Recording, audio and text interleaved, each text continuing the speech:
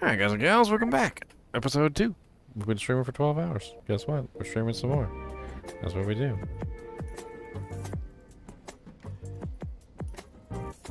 Time to stay up all night and be an idiot.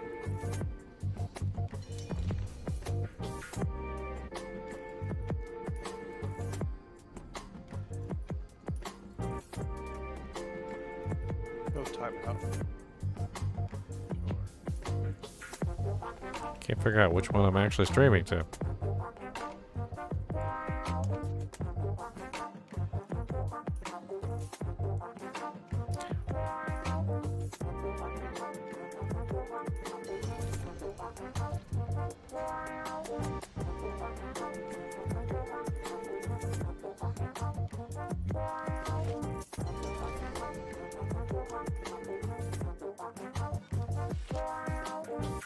There we go. New stream is up.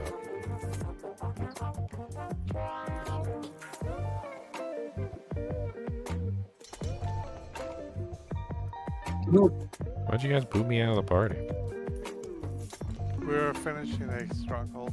I even hit the accept button though.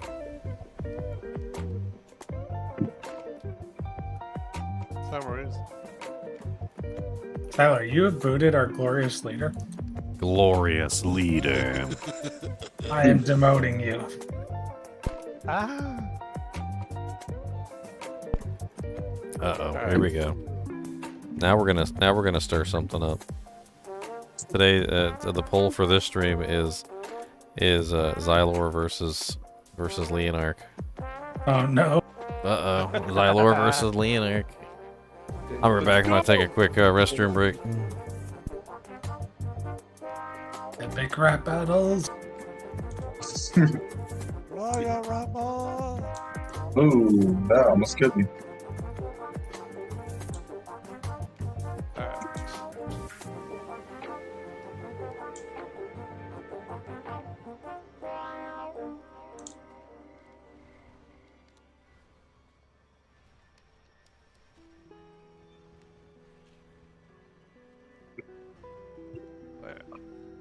Alright. W.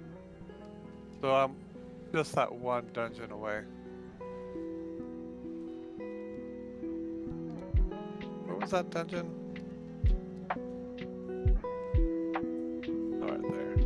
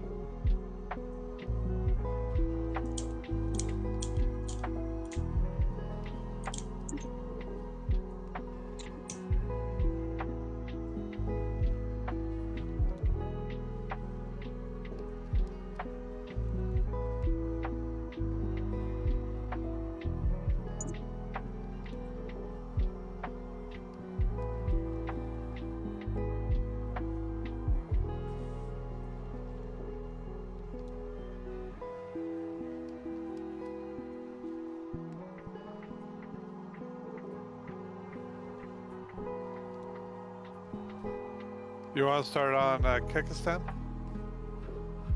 Kyrgyzstan. Yeah.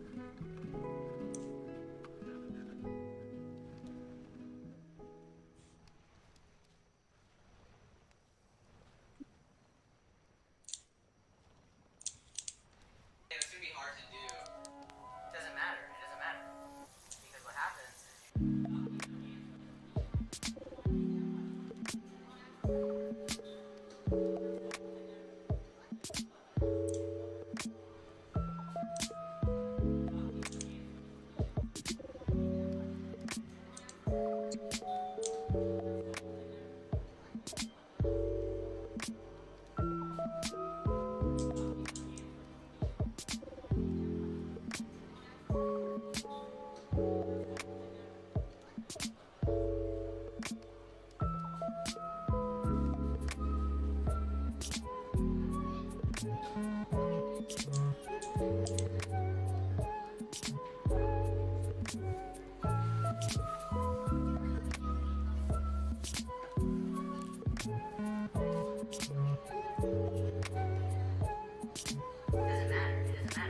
was a slay all enemy.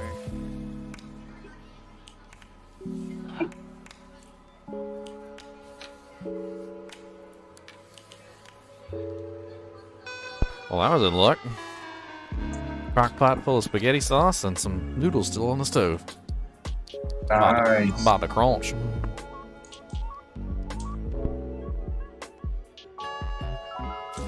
The real question is, what is everybody's favorite noodle shape? It's an important question. I like penne. This is pork. Yeah. Rotini for me. I like rotini. Those don't fork well for me. No, I just feel like they hold sauce really well. Yeah, that's true.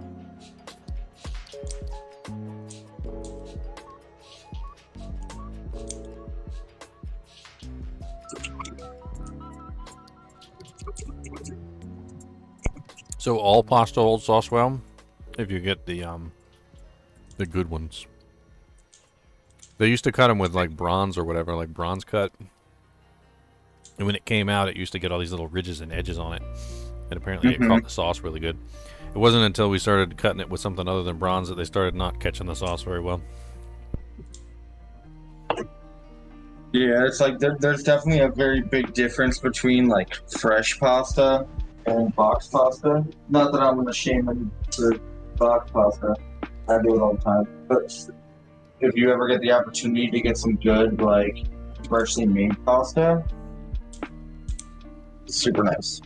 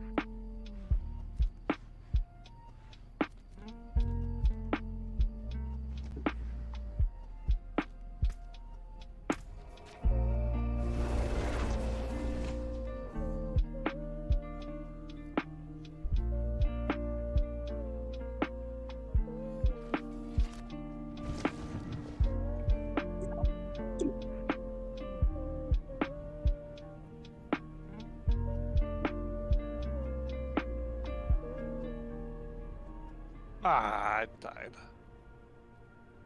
Stupid.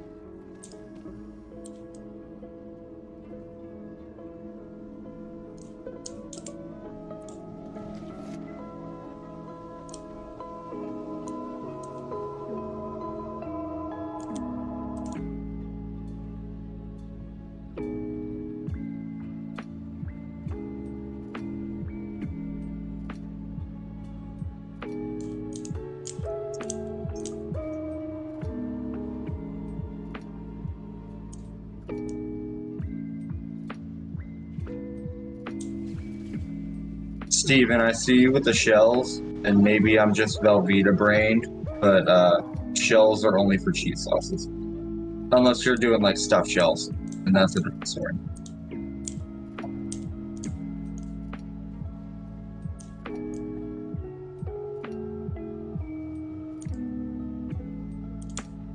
I encountered a butcher on a level 10. I almost killed him.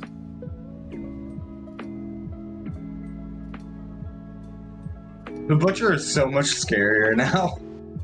Terrifying. I Why almost is killed that? him, but a pack of wolves came at me, so I had to kill them, and I died.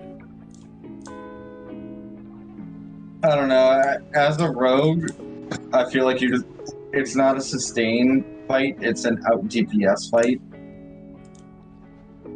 And it's not fun.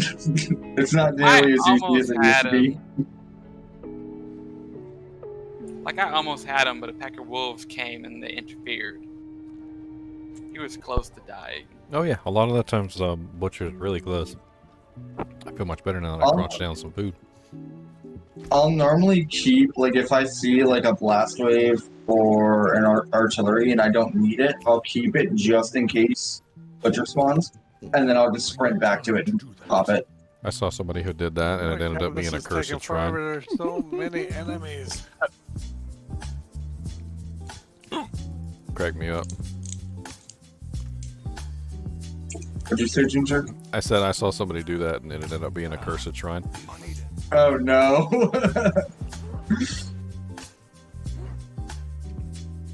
New stream? Yeah, just picked it up, just refresh. I hit the 12-hour mark, so VOD corruption set in. Seems to be the best way to do it, just start a new stream. Yeah, if Butcher's chasing me and I hit Curse Shrine, I'm just gonna take my hands off the keyboard. At that point, I'm just dying. Kirill, take the wheel! Yeah, I'm not even gonna fight. Take it from my hands!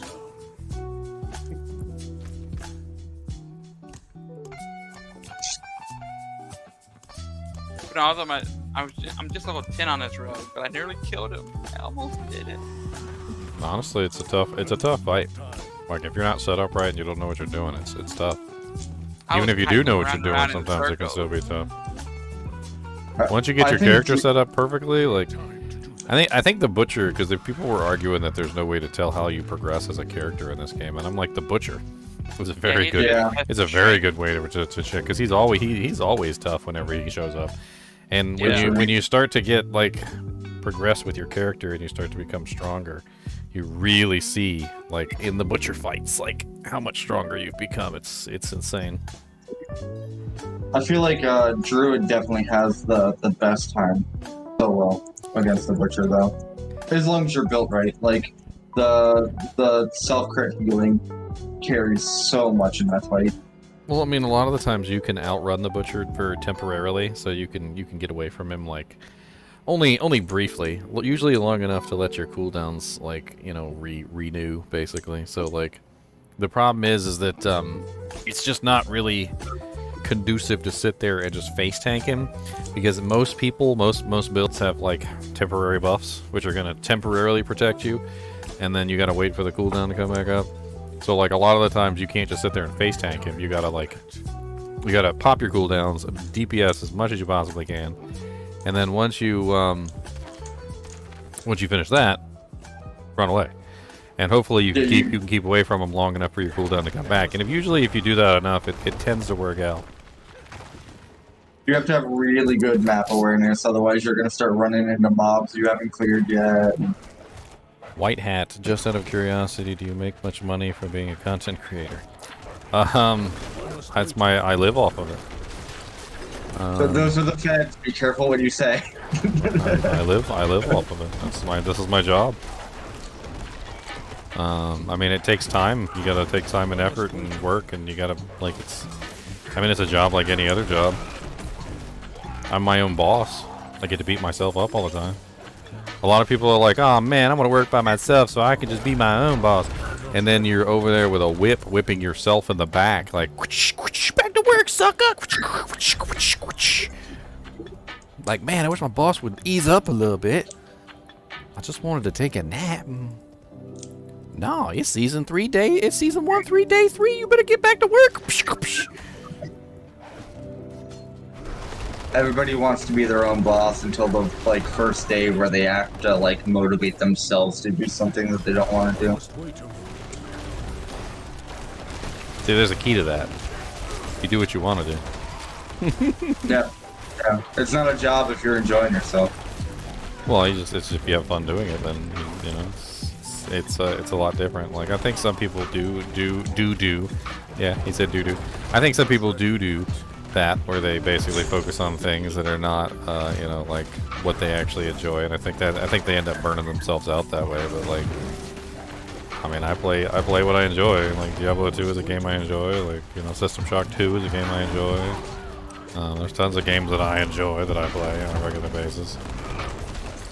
Did you like the System Shock remaster, by the way? I didn't get to finish it, but yes, I loved it. It was absolutely, it was amazing. I like System Shock 2. That's my favorite. It's one of my favorite games of all time. And I think they did a really good job with System Shock Remastered. That game is an unplayable mess, by the way, in its original form. I tried. I really did. Because I loved System Shock 2 so much. I tried to play System Shock 1. It's not playable. Yeah, rose-colored glasses can only help so much with old games sometimes.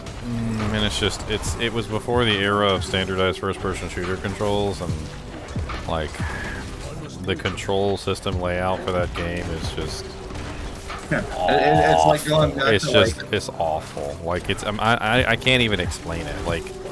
Like they have more buttons like to do things in the first-person shooter world than I've ever seen in any kind of game that has buttons for first-person shooter.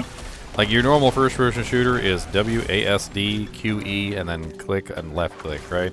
This thing was like, it was like ASDFGHQWERTYZXCZVB, like click, right click, left click, like mouse 3, mouse 4. I'm like, oh my god! do you remember when the old computer games used to come with like keyboard layouts that you would lay over your keyboard? I think honestly, I got like 20 or 30 minutes into the game, and something happened, and I could not figure out how to like undo it with the key bindings.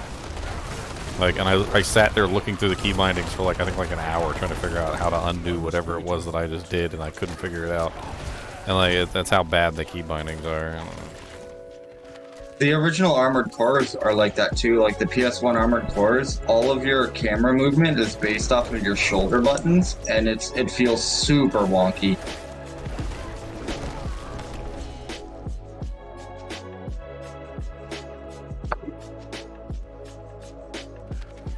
I wonder if anybody's ever actually like mapped out what the first-person shooter that used like the normal controller settings are. Like, you know, like right thumbstick is camera, etc., etc. I wonder what the first one was. Right, Yeah. maybe? Wait. Yeah, What's maybe up, Steve? Right. maybe one of the Counter-Strike ports. I mean, honestly, GoldenEye 007 was pretty much a first-person shooter. That's really all that game ever was. Like, it was like the first-person shooter before mouse. It was the first one that had a joystick, really, like, as far as, like, first-person shooters go. It really played like a first-person shooter, too. It didn't have a second thumbstick, but you could use the C-pads, and the C-pads kind of work similar to that, allowing you to strafe and things like that. It was something. It just gave you super heavy aim assist, which, I mean, it is, or you could, No, what was it? GoldenEye you didn't have like, any. GoldenEye didn't have any aim assist. It was weird. Like you had to play on like the easiest setting to get it. Like if you played on any of the settings that weren't easy, they took your aim assist away. And the 00 modes, which was how you got all most of your cheats, like they just took it away completely. Yeah, because you would hold like the right shoulder and it would pop up the little red reticle, but you couldn't move. Yeah. Well, you could move the reticle. You just had to press the right buttons. Yeah, but you couldn't physically move while you were aiming. I remember that. Yeah. Which is where strafe aiming came from, and strafe aiming is a time-honored tradition. Yeah. That's where you keep your cursor at a kind of like a predetermined level, and you just kind of strafe aim. I remember being pretty young when that came out, and a lot of my uncles used to come over to the house and like play, and everybody would get real mad in multiplayer when somebody picked Odd Job. Oh, I always pick Odd Job. He's the best. Yeah, because he had his hat as a weapon, and it was a one-shot kill. It was great. Oh, it didn't matter about the hat. The hat wasn't the reason why he was OP. It was Oh, his, he was it was super his, short. it was his size. So when Yeah, his hitbox. so when you were fighting other people in the PvP, like it was very difficult to hit him in the head because he was small. Jaws, on the other hand, which was also in the game, was very tall and very wide, and it was really easy to hit him. Like Jaws was the biggest handicap. Like you couldn't kill anybody with Jaws because everybody killed you so easily. I remember being like 6 or 7 and realizing that the laser, the Moonraker, could shoot through doors. And it was so cool. Like, that was one of my first, like, moments in video games where I was like, oh, I figured something out by myself. Love that.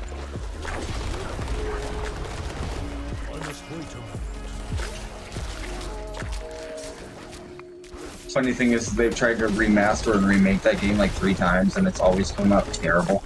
What? Goldeneye. No, I mean they never really have remastered it, but it did recently get a port on the Nintendo Switch, and it's amazing. There was a couple like I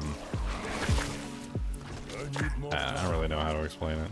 Like it would never really saw like a true sequel. It had Perfect Dark, and Perfect Dark was amazing, and it was pretty much was the second one. Yeah. But other than Dark. Perfect Dark, it really didn't see anything that did it justice. Like until the Nintendo Switch version. You know about the Nintendo Switch version, right? Yeah. That's the closest thing that they've ever done to like. So the Nintendo Giving Switch credit version to is them. amazing, and it has online multiplayer. I follow the like speedrunning for Goldeneye, and it's a really cool group of people. I recently but, did like- a full playthrough on that on the channel. Because when it came out, I was super excited, and I literally just did a full playthrough and beat the whole thing.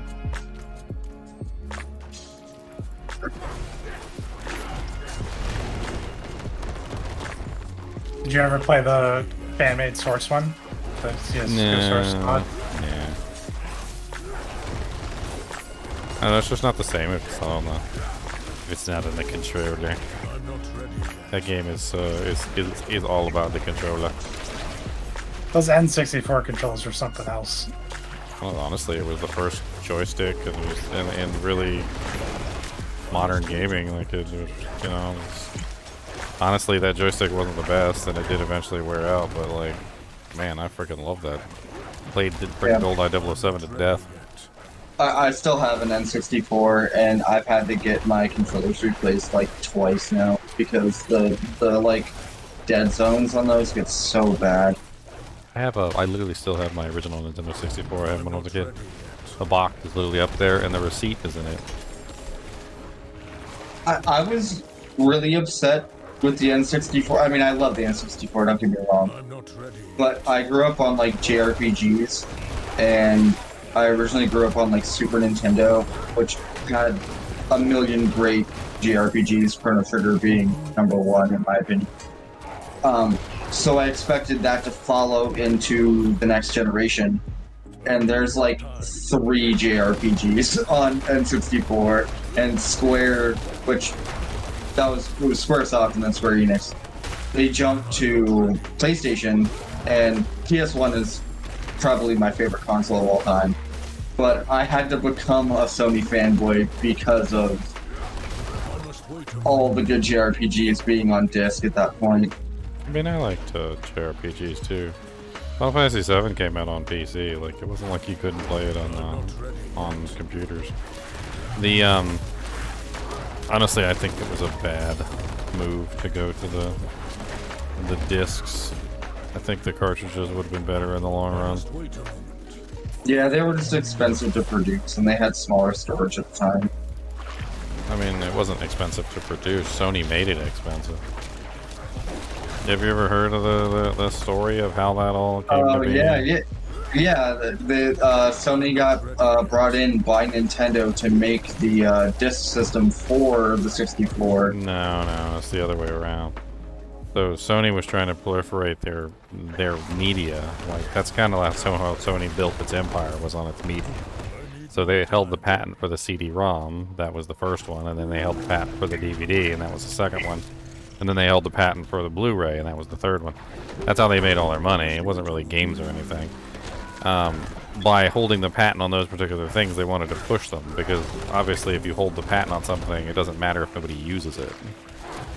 So they get their money by forcing people to use their particular form of technology, and if their technology can become the dominant form, then everybody uses it and they make bank, right? Like the HD DVD versus the Blu-ray, and the Bluray won, right? Well, why do you think the Blu-ray won? It won because the PlayStation 3 had a Blu-ray in it. So, like, the whole thing is, the whole console market that Sony made was there for no other reason other than to push their media format. The CD-ROM format was there to be pushed by Sony. So what happened was, so much sense. So what happened was Sony contacted Nintendo and they wanted to set up a partnership, basically making it so that they made a console together. The problem was that Sony backed out of or Nintendo backed out of the deal when they realized that they would make no money. They were basically paying like everything to Sony, like every single time somebody bought a game, just simply because it was on a CD-ROM drive or a CD-ROM disc, and it would have bankrupted Nintendo. Nintendo would have been ruined. So they backed out of the deal because it was basically either let Sony ruin them or maintain their company the way they wanted it to be. I mean, there is an actual prototype of the Nintendo PlayStation, which they've gotten working now, which is actually pretty cool. But it was a bad deal all around. And honestly, Nintendo disappearing into Sony's bosom would not have been a good thing for the entire gaming community. I mean, just think of all the freaking awesome games that Nintendo brought us over the years that probably would have just disappeared. Oh yeah, the platforming market wouldn't be what it is today if Super Mario 64 didn't. That revolutionized 3D gaming in general. I mean, let's be perfectly honest though. What did consoles go to eventually, Steven? They went to hard drives, right? So whether they had CD-ROM drives or not, you bought the CD-ROM drive to install it. Nowadays, all of them have hard drives, and in fact they switched to solid states and NVMEs now, right? So instead of going to CD-ROM drives, we should have just went to hard drives back then, because it would have been faster. First off, you could have just installed it on it. All the computers had hard drives back then. It's not like it's new technology. I mean, it would have been something that could have easily been incorporated into the systems, and you could have just installed the game onto the system. Yes, but at the same time, physical media back in the day, before it had the time to be archived, all those games would be lost unless you could find a working hard drive from 20 years ago. No, you just have something that you install them with, which is a whole other thing. So then, in that case, you just have some sort of media format that you put into the system.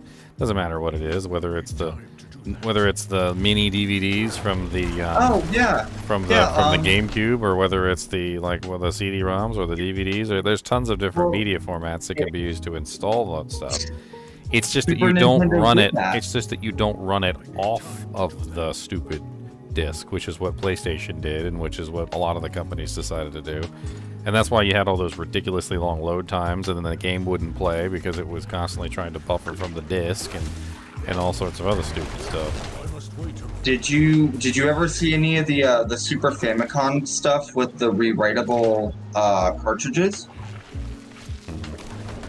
No. So with the Super Famicom, you could go to a kiosk in Japanese, mega stores, and you could buy a game for a reduced price, but you would bring your own rewritable cartridge, and it would erase whatever game you had on it and then replace it with another game. And they did it. I think there's 14 games that ran on it, but cool concept for the time, especially without internet being super prevalent at that level. It's really cool.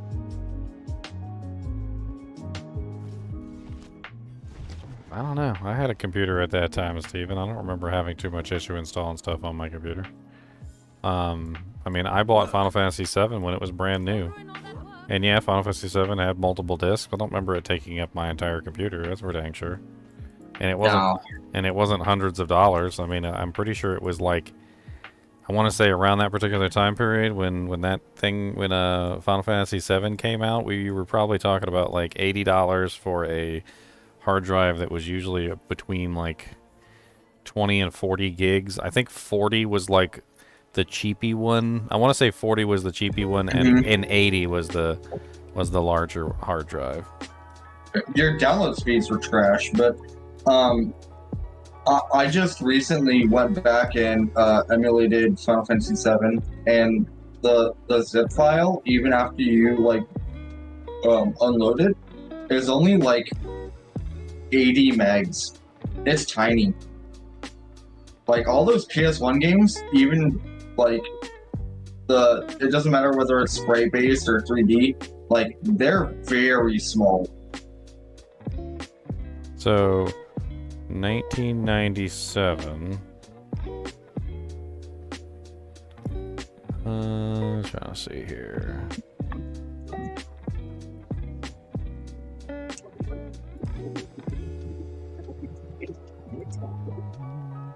Of course, 1997 was the day that it came out. A maxed out PS1 disc only has 700 megs of storage space. So even if you were playing a 4-disc game at cap, it's like a gig and a half. 2.2 gigabytes in 1996. That's 1996. I distinctly remember having slightly larger hard drives than that, at the very least. I ran a computer shop around that time period. I mean, I remember installing C8 Fireballs, all sorts of various hard drives that we installed. Some of them were kind of crappy hard drives, don't get me wrong, but...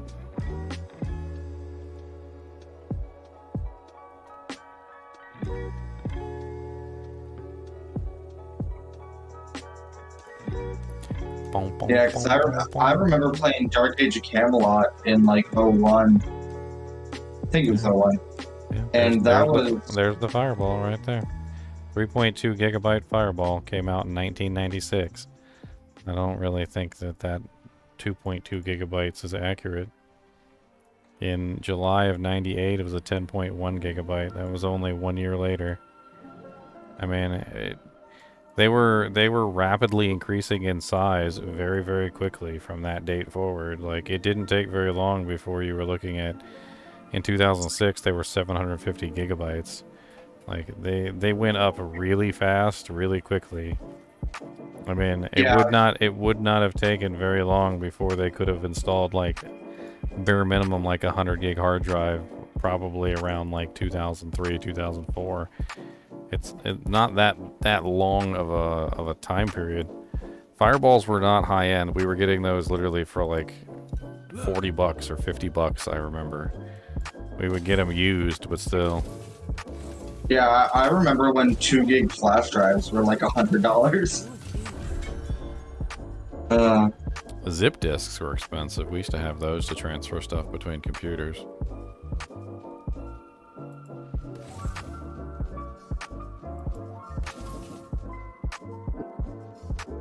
Anyway, back to my original point. The entire like thing with the console market is basically that's what Sony was trying to do. They were just trying to push their content. They didn't care. Yeah. They didn't really care about games. They didn't really care about anything, to be honest. The only thing they really cared about, for the most part, was just simply, can we push our media format? And if they were able to push their media format, then they did. And it didn't matter who got in the way. It didn't matter what they had to do. Like, they were willing to push it. And then look where it took them. So, like, if you go and you take a look at the Sony PlayStation 2, which was a steaming pile of garbage as far as hardware was concerned. Like, the thing broke down more than any other system, like, in history, pretty much. DVD drives failing left and right, wouldn't read games, wouldn't read discs, wouldn't, like, frickin' they were overheating, like, all sorts of crazy stuff. But they sold them for dirt cheap. And Oh, why yeah, and yeah. why did they sell them for dirt cheap? Because at that particular time, DVDs were taking off, and everybody wanted a DVD player, and they couldn't get their hands on one. Yeah, no, that's literally how I got my PS2. Is I walked up to my mom and I was like, "Hey, not only can you get a DVD player, but I also get a console out of this." Exactly. So You guys have a so good everybody family bought the about stupid that. PlayStation 2 because it was a really cheap DVD player, and that's the only reason that thing sold too. It was Although I will all say- about the media format for Sony. It was never about the games. PS2 does have the most wide-reaching and consistent game library of all time. Not at the beginning. Not at the beginning, no, but like at the end So- of it, if you look So back on it, like, here's how it works. When companies look to put their game on a system, they're looking at install bases. It's one of the reasons why the mobile market has grown so well, because they think, okay, well, everybody has a phone, so everybody must have access to this game, right? You know, billions of people, basically. You know, like whoever, I don't know how many estimated phones there are in the world, but they look at that number and they're like, okay, that's how many people can potentially buy our game, right? Well, when the PlayStation 2 came out, they sold literally like millions and millions of them right off the bat. And so the investors in those games, the developers in the games were like, okay, we got to put our game out on this system because there's so many people that have this, right? Little did they know, nobody was interested in buying games. For like the first year and a half, I think it was even up to like 2 years, like the average, it's a thing that a metric that they use to determine the health of a system, which is games per system. So it's like how many games were purchased per systems that were purchased.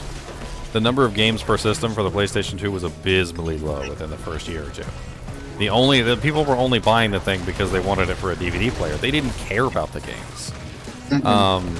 But the thing was that the developers at the time didn't have access to those numbers, so all they saw was millions of systems sold. So they assumed that they had a really high, you know, like install base that would purchase their games.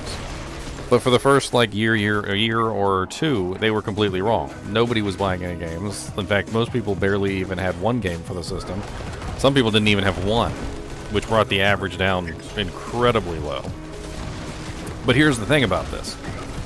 Because the developers kept thinking that everybody had to have a system and they had to be buying the games because you know, like, wow, there's so many people with this system, we have to, you know, like, it's got to be a gold mine, right? They just kept putting out games.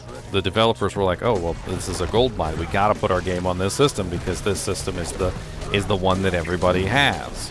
Well, eventually it was a self-fulfilling prophecy because after about 2 years, they had put out so many games on the system that despite literally no one actually playing any games on the system by comparison to the number of people who were actually gamers and played on the system started building a huge library of games.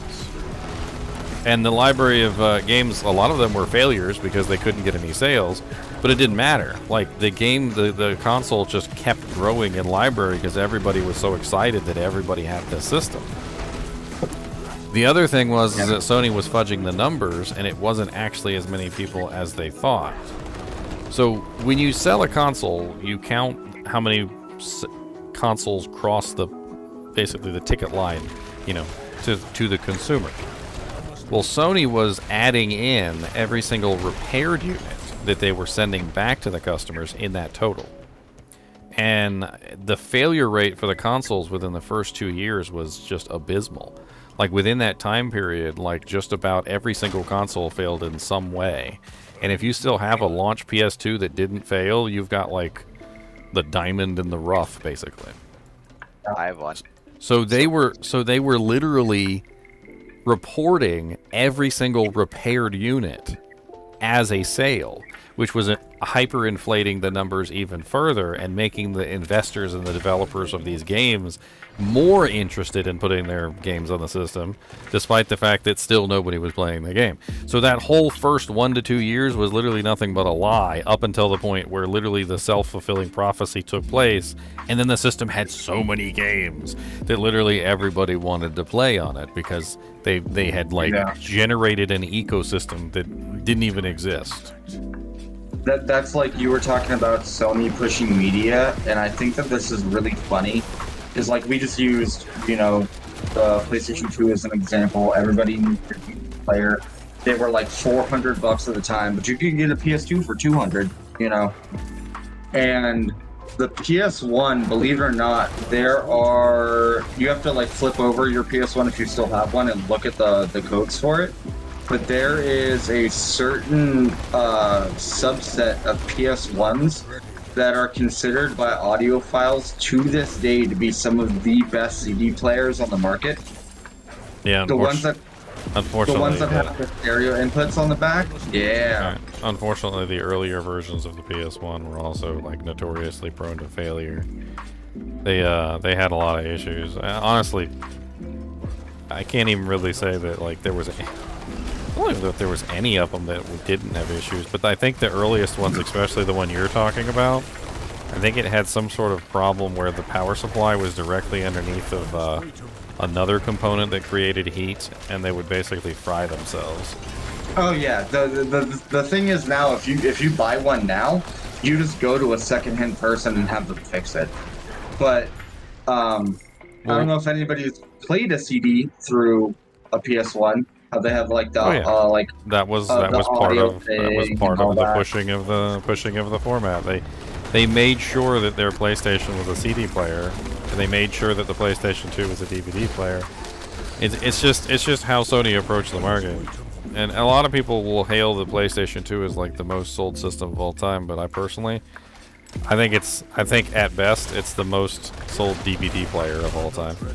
Yeah. Like I don't think you can count that as a win in the gaming market when literally the majority of the population had it because it was the cheapest DVD player.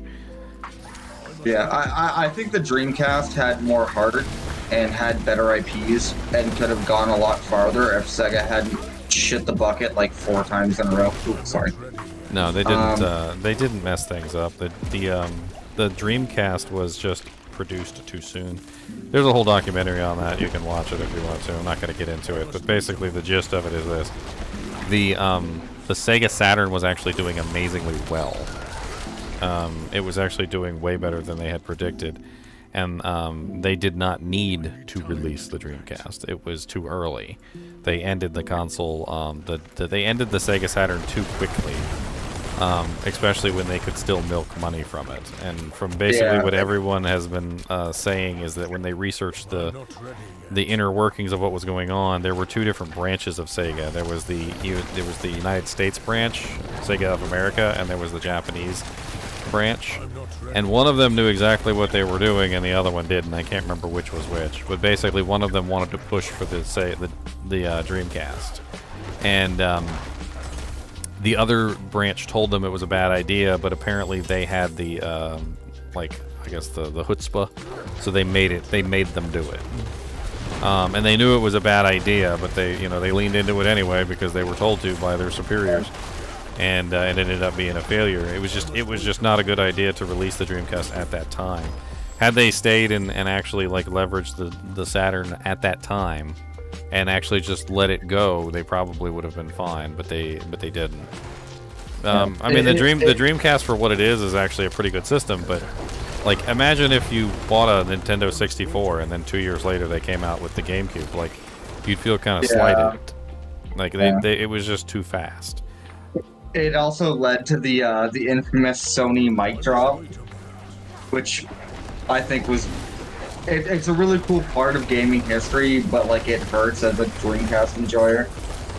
So for people who don't know, the Dreamcast came out and had a few games. It came out like a year and a half, I think, before the PS1. And Sony was at E3 that year, and everybody was super hyped about this gaming console because they had, like, shown a little bit of footage and stuff. And when they went to go do the, explanation of the console and all that, the dude literally just had, like, footage playing behind him of, like, in-game footage, and he just walked up and went, $199, and then dropped the mic and walked away. And everybody lost their minds. So anyway, what I was trying to point out was that so the PlayStation 2 sold mainly on its merits as a DVD player, not really as a gaming console, and quite a large number of the Sony consoles were like that. But ironically, we have an example, like more recently, of a system that's actually sold mainly on its merits as a gaming console and nothing else, which is the Nintendo Switch. That thing does not even have a CD-ROM drive or a DVD player or a Blu-ray drive. I don't even think it has Netflix still, which is surprising. I fully expected them to put Netflix on it at some point, but it still doesn't, I don't even think, have Netflix. I think it has access to Hulu, and that's about it. And I'm pretty sure that, I haven't checked recently, but I think the Nintendo Switch is about to surpass the PS2. Like, sales-wise. That doesn't surprise me. I mean, I just think it's pretty cool because for a system to surpass the PS2, which sold mainly on its merits as a DVD player, goes to show you that it's just an amazing gaming console. Nintendo was smart in what they did with it. I'm actually eagerly awaiting the next one. Yeah, there's supposed to be a new one coming out either later this year or next year. I think it got delayed. I think it might be early next year. Nintendo Switch surpasses 125 million units sold, officially at 125.62 million units as of March.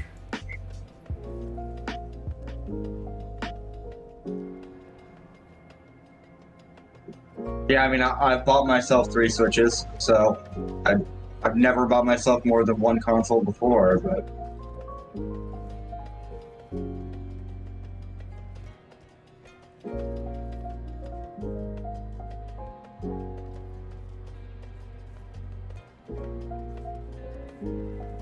What about what? Kill a boss yet? Oh, we gotta go up here. I don't know, I had nothing but bad trouble with the PS2. I had like freaking 3 of them things break. We could never repair them either. I freaking hated them. Like, one of the things that always pissed me off about Sony products is none of the Sony products had the same parts. This is from a repair guy perspective. Yeah, I was about to say, that's a very, like, tech, like, mindset. I mean, it wouldn't even been a tech mindset if the system actually worked and didn't break down in like a week. But like, you basically, like, as a tech guy, one of the things you do is if you don't have the part, you can take apart another system and take the part out of that, right? So I think we had like a PlayStation 2 that like fried because the power supply died, which was a common issue. And then we had another one that fried because the CD-ROM drive went bad. You know, it basically just wouldn't read discs anymore. So we thought to ourselves, you know, hey, we can take apart these 2 systems, cannibalize the parts, and make one working system out of it. Nope. 2 systems bought at the same time, didn't even have the same parts. They were completely different inside. It was the most crazy thing I'd ever seen. And then we opened up a 3rd one that we had because we thought, you know, maybe the 3rd one would be the same as one of the other 2. The 3rd one was different than the other 2. There were 3 different systems that were all bought around the same exact time, and all 3 of them were different models. All 3 of them had completely different internals. Like down to the GPU, did they? What? Did they even use like different GPUs?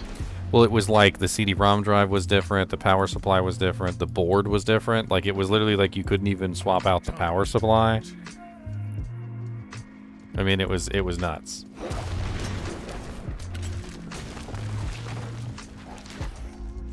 Okay, have I cleared this one? I think I've cleared this dungeon now. I must wait. I don't know, I still feel like... this happens across all the systems though. Like, I'm not sure what it is that Sony did to make their consoles, but like there was some sort of weird thing that they did where they just most companies buy parts and they just buy the parts and they have like, you know, like millions of these parts laying around and they just put them together like in an assembly line.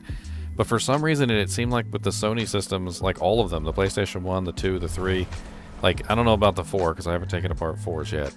But like there was just none of them matched up. Like they all had different parts, different CD-ROM drives, like different, like they had different configurations inside. Like the original PlayStation 1, there was one that had the power supply on one side. There was another that had the power supply on another side. The CD-ROM drive would move over a little bit. Like the board would be in a different position. Like it just, There was no like form factor like to the inside of the systems, and it made it very difficult to repair them and keep them in good shape. Yeah, no consistency. Now the Xbox Red Ring of Death, that was a whole other thing, and you can't blame Xbox for that, and you can't blame PlayStation for the PlayStation 3 doing the same thing, the PlayStation 3 did the same thing as well. That was a ball grid array failure problem that was widespread across the industry at that time, and there was absolutely nothing anybody could do about it because it was just bad technology, and nobody should have ever embraced it. And as fast as they could get away from it, that was literally as fast as it disappeared. Like to make it as clear as I can, basically how it worked is in the manufacturing process, there would be this ball grid. It was a whole bunch of little tiny dots of solder, and the little tiny dots of solder would all be melted at the same time to attach the chip. And in theory, it should work very well. But what happened was, what had happened is your system would overheat. And eventually, it would just be a matter of time. All it would take is for the system to reach a certain temperature, and the entire ball grid array would melt at the same time, and the chip would literally pop off the freaking board for a fraction of a second. And during that fraction of a second that it popped off the board, it would cause the chip to fry. It would basically like take it off the board. Now, sometimes the chip would stay in good condition, and that was the funny thing. And if you like wrapped your Xbox in a towel, or you put it in the oven for a little bit and you remelted the solder and you got it to fall back down onto the solder beads, or you bought one of those kits where you like put like big clamps on it so you clamp the chip down so that even if the solder melted, the chip didn't pop off the board. That was a ball grid array failure, and it affected laptops, it affected desktop GPU cards, it affected the Xbox 360, it affected the PlayStation 3. It affected literally everything, and there is no fix for it. It's garbage. Like, I remember when I got here to this house, and my girlfriend had an Xbox 360, and I turned it on, and it red ringed immediately.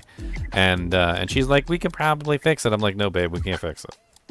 I'm like, "I don't care what you do. I don't care what shop you take it to. I don't care what they tell you. Like, it's just gonna break again. Like, the technology is just faulty." The reason that the red ring got so much like media buzz compared to the other ones was the fact that it had something physical that you could see and blame. Like, being able to see the red ring was enough for it to become like a marketable bad term.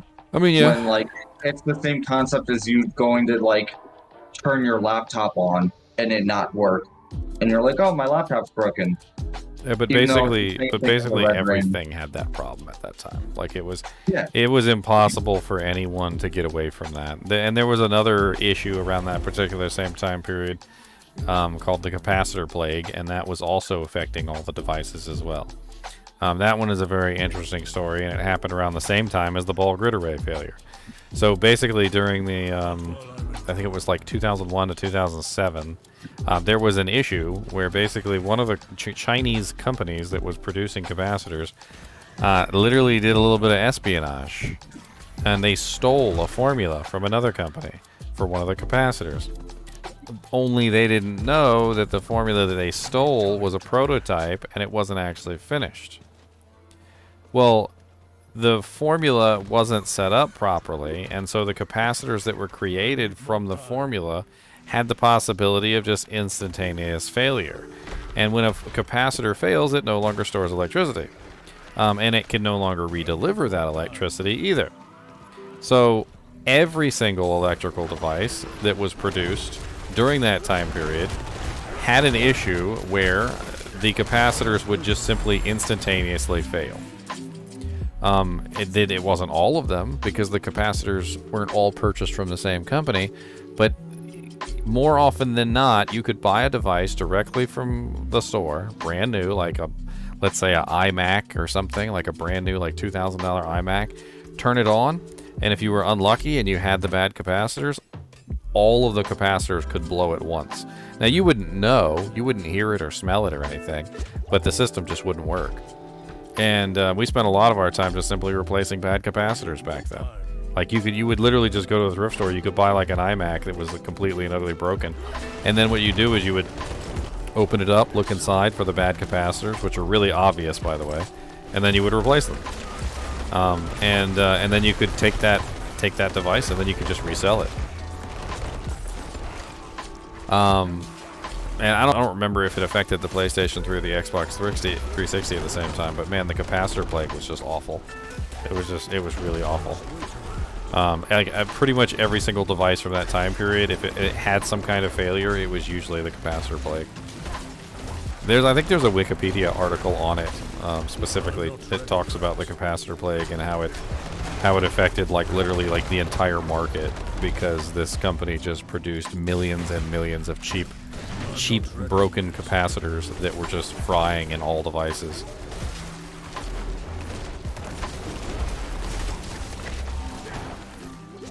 And that's what led to, you know how when you buy a GPU nowadays, on the box it's solid, high-end Japanese capacitors, and they have a fancy look to them, and they show off the capacitor and what it does, and that's where that came from, because the capacitors, the little cheapy capacitors, were the ones that everybody had up until that point, and so that nobody trusted them anymore if they wanted to make a high-end device.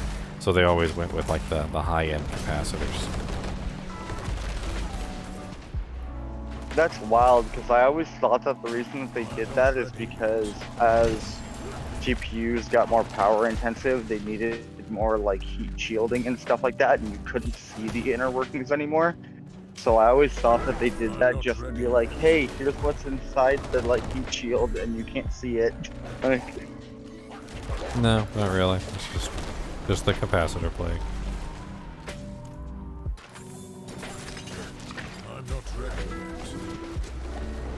At the end of the day, during that time period, it was the wild, wild west of computers. I swear. Hard drives were failing left and right. People didn't know how to properly take care of their computers. They were constantly just handling them wrong. The capacitor plague was affecting everything that was a desktop or any kind of large electrical device. The ball grid array failure was widespread across the entire freaking world, to the point where literally any device that used the ball grid array was prone to failure. It was pretty much guaranteed. If a company had used the ball grid array technology to put your component together, it was doomed to failure. I'm not ready yet.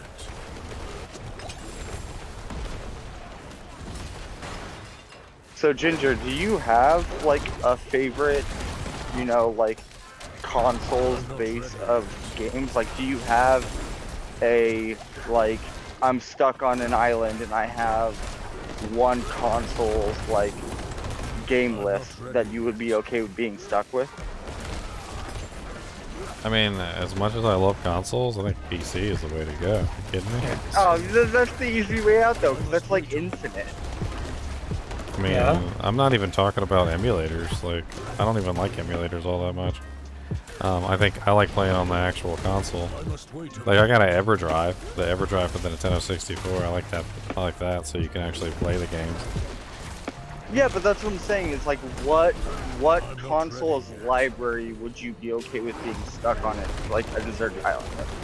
Well, can we Nintendo Switch? Easy. Yeah, I think I'd be fine with Nintendo Switch. That's everything.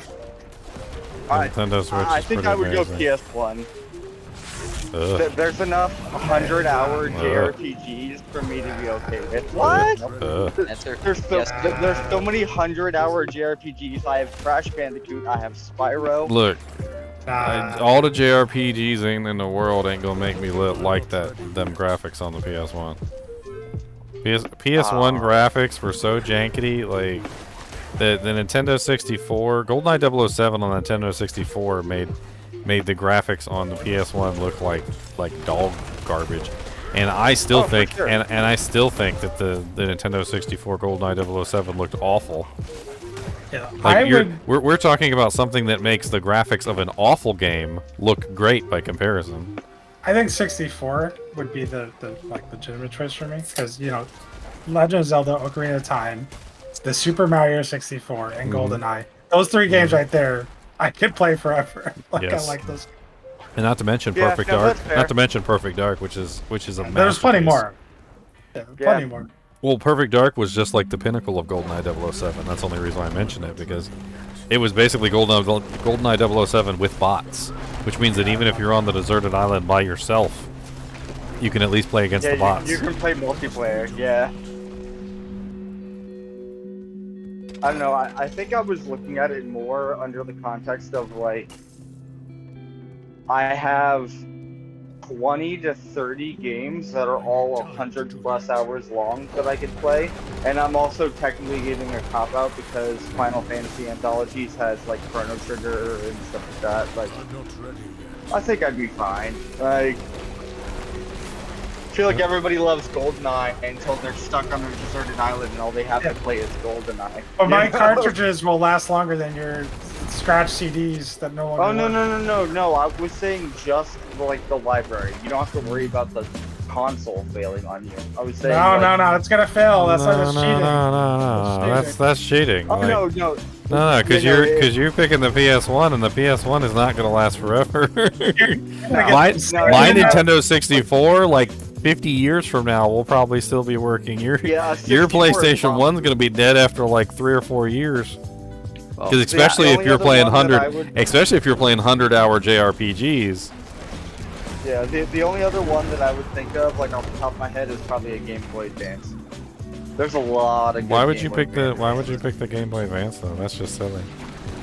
No, I'm saying it's bomb-proof. I'm gonna tell you the Game Boy Advance is probably the silliest choice you could have made. You know why?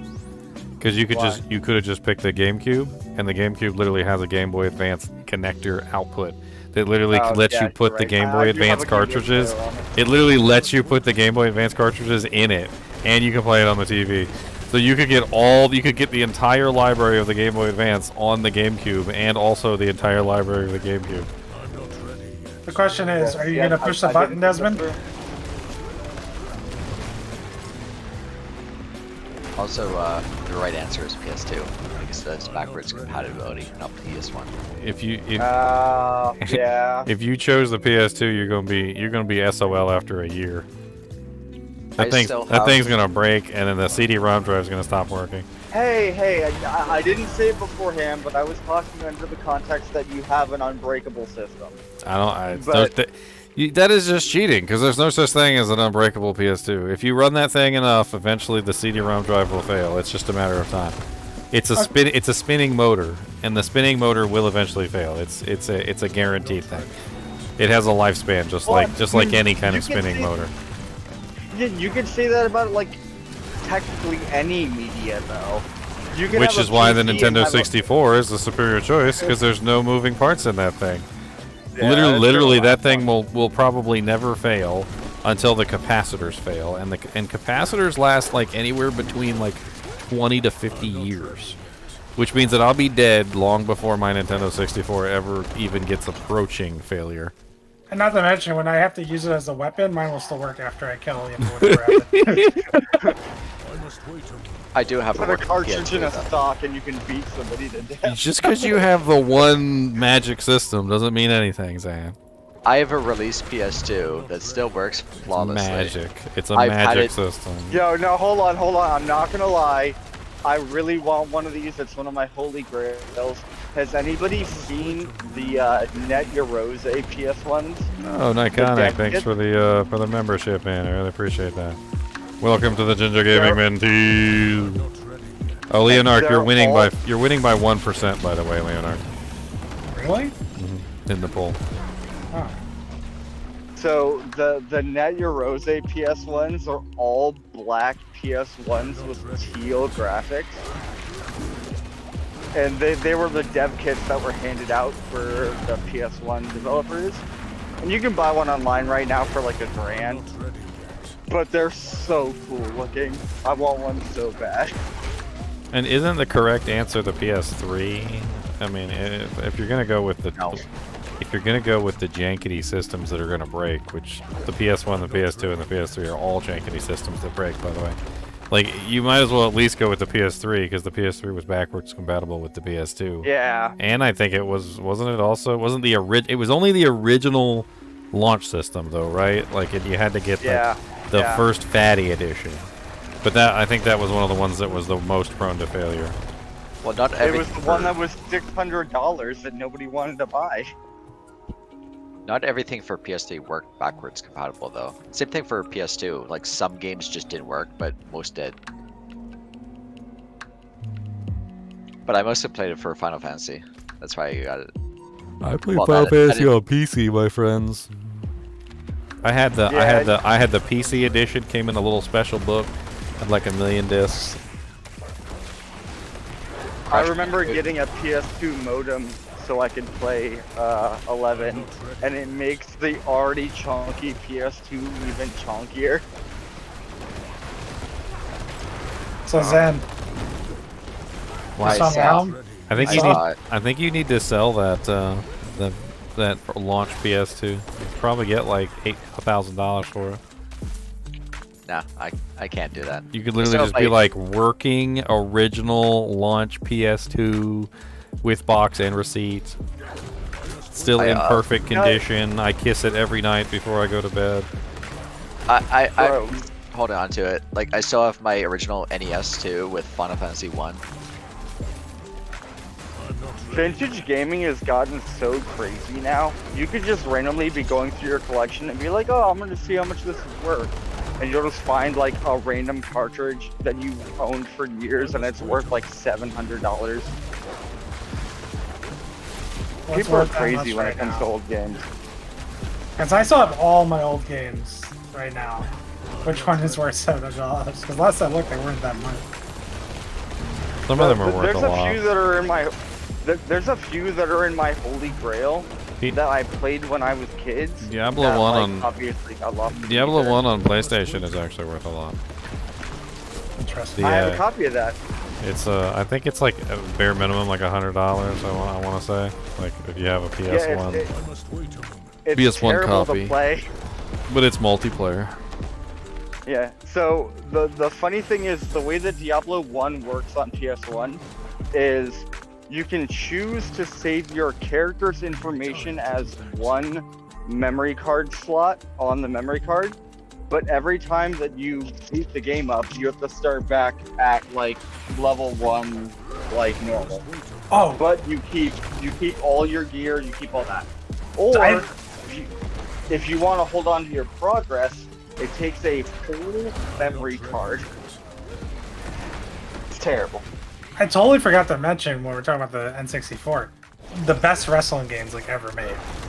Like the WWF games, those games. I had so much fun with my Yeah, brother some playing of those. those are great. I still think the best Oh. wrestling game ever made is Shut Your Mouth, which was on PS1, but So Debatable. totally slept on, by the way. But honestly, one of the best games on the Nintendo 64, Battle Tanks. So Battle Tanks was a game where you literally played as a tank, like, and there were 3 different tanks. There was a medium tank, a heavy tank, and a light tank. And and they all had their own special moves and firing guns and whatnot. But it had a multiplayer mode which was very similar, like extremely similar to GoldenEye 007. And except you were a tank.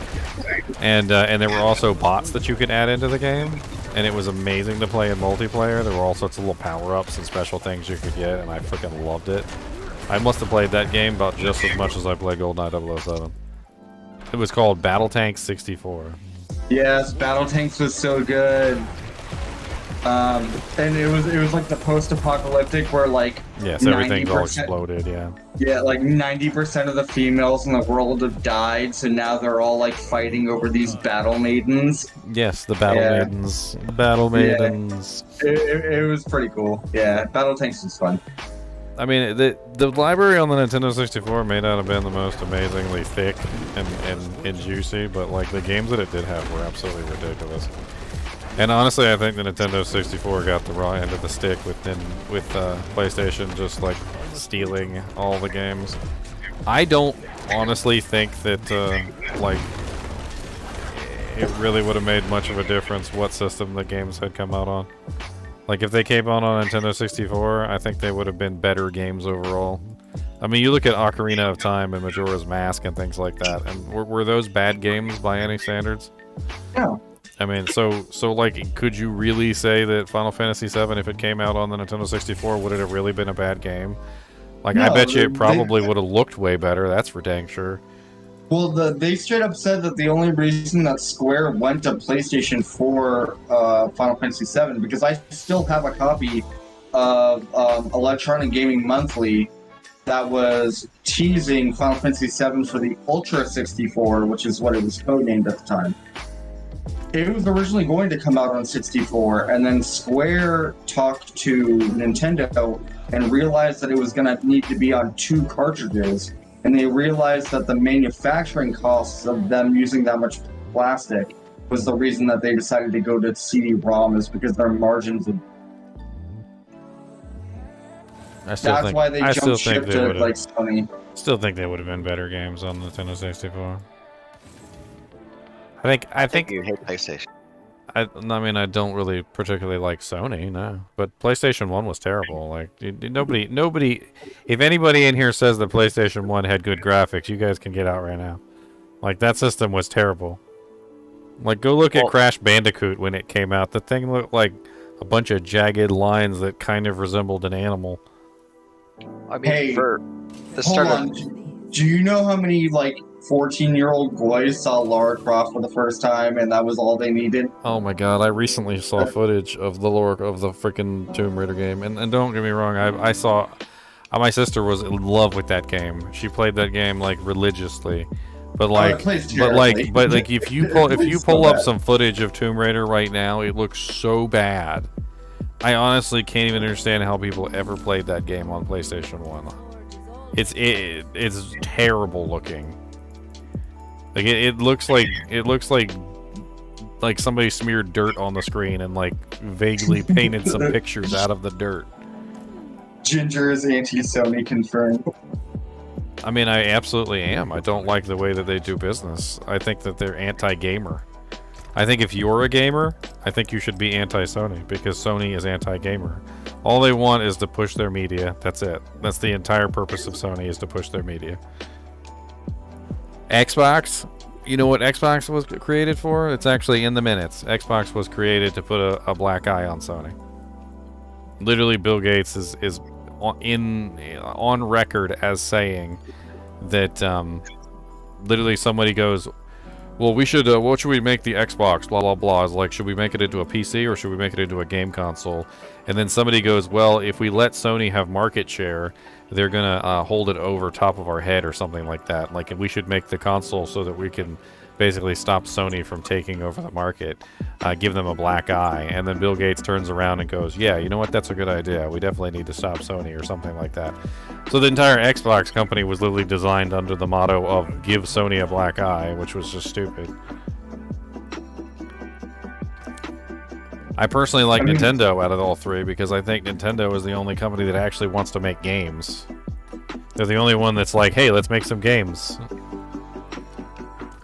I love Nintendo for certain things, like the fact that they stick to their guns and they want to make games the way that they want to make them, regardless of whether they're going to make money or not. I think that's really cool.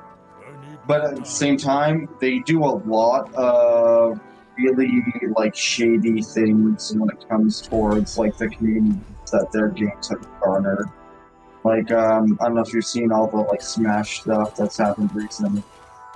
I mean, there was a Smash tournament. I followed the entire thing. There was a Smash tournament, and the Smash tournament was using emulators. Like, I don't even know what they thought. They were actually endorsed by Nintendo. Nintendo was all behind it. They were like, "Let's go, let's do a Smash tournament." And then when they found out that that they were using emulators to run the Smash tournament, they didn't want to do it anymore. And I really can't blame them. Like at some point or another, Nintendo has to make a stand and be like, "Hey, let's not bootleg all our games." Like, even if Nintendo had to provide them with the technology or whatever, that would have been a better deal. That would have been fine. But like the issue with that is you got to remember that like this is a game that Nintendo hasn't supported for 20 years that they're now making money off of through advertisement and stuff like that. Like, these people have to find copies of this game and working GameCubes and CRTVs that they have to like drag to this event. Like, A copy of Melee right now on eBay is like $120, and you need 60 of them to run an event. Like that's not feasible. It's a 24-year-old game. You know? I mean, for a tournament, I mean, it doesn't really take that much to outsource to the people that are in the tournament. I mean, you're at that point. I mean, At that true. point, you're talking about like BYOB, like you bring your. I mean, BYOS, bring your own system. Like you basically just you get everybody to pull together the copies. You mark down who owns what, and then you get everything working. Like But at the same time, why can't Nintendo just re-release it? Even digitally, it's not like they don't have a source code. It's a GameCube game. Time to do that. Put it on Switch. I guarantee if they put it on Switch tomorrow, every single person would just rotate over to Switch. Because Switch has GameCube like connectors. I mean, they very well might come out with a GameCube emulator on the Nintendo Switch eventually. Is that what was behind that, Ginger? I need more time. They were using emulators? Yeah, Yeah, that's why they pulled it. It wasn't. They made this big deal like it was some sort of big thing, like they just didn't want them to have the tournament or something. Like, and the more I looked into it, the more I realized that no, the reason why it got canceled was because they were basically using a bunch of illegal technology, and Nintendo was like, hey, you know, we can't support you using all this illegal technology, and now that we know, we can't even let you do it. Okay, I'm on the World Boss event, but it doesn't start for another 15 minutes. Okay.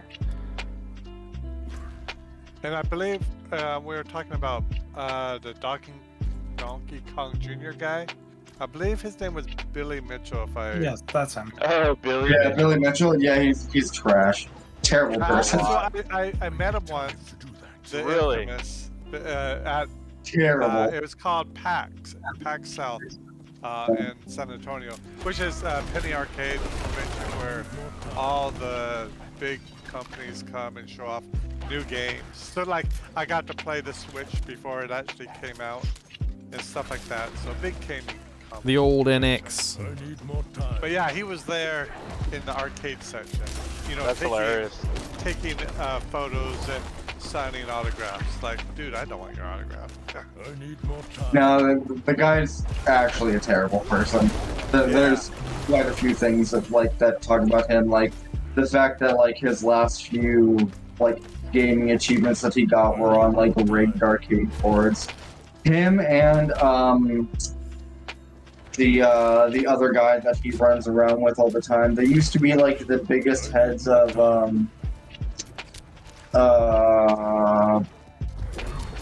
the like high school like archaic website where you used to like all the gaming world records were held on. I can look this up real quick because one of my favorite YouTubers who goes over like gaming world records and stuff is getting like sued by him currently, which is fun. But apparently both of them like to sue everybody who talks about them with defamation of character. I know that they just got out of a suit. Like someone was suing them, and then I forget what happened. Gotta protect your doojanks, right? I mean, that's how he makes his living at this point, I'm pretty sure. I need more time. Yeah, they just make all their money from like events and shit. The same And stuff. Sorry. I'm not ready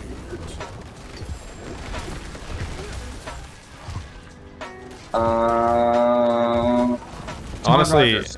Honestly, my personal opinion of systems is kind of like we went a little bit too far into the graphics. Like I like graphics, don't get me wrong, but like graphics are not what make a game.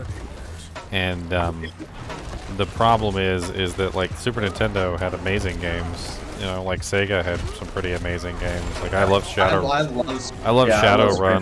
on the Sega Genesis. Somewhere along the lines, the game developers, and I'm not saying that you don't want graphics. Obviously, you don't want the game to look like garbage like Tomb Raider 1 on the PlayStation. I'm not ready yet. I'm gonna keep dropping shade on that as many times as I can. You hurt my soul. But Okay. at the same time, like somewhere along the line, the developers basically decided that like they didn't need to worry about like the gameplay elements anymore. because they could make the game look fancy. And like, so then we ended up with all these really fancy games with like nothing to them. Like they were they're just like devoid of any kind of like soul or anything.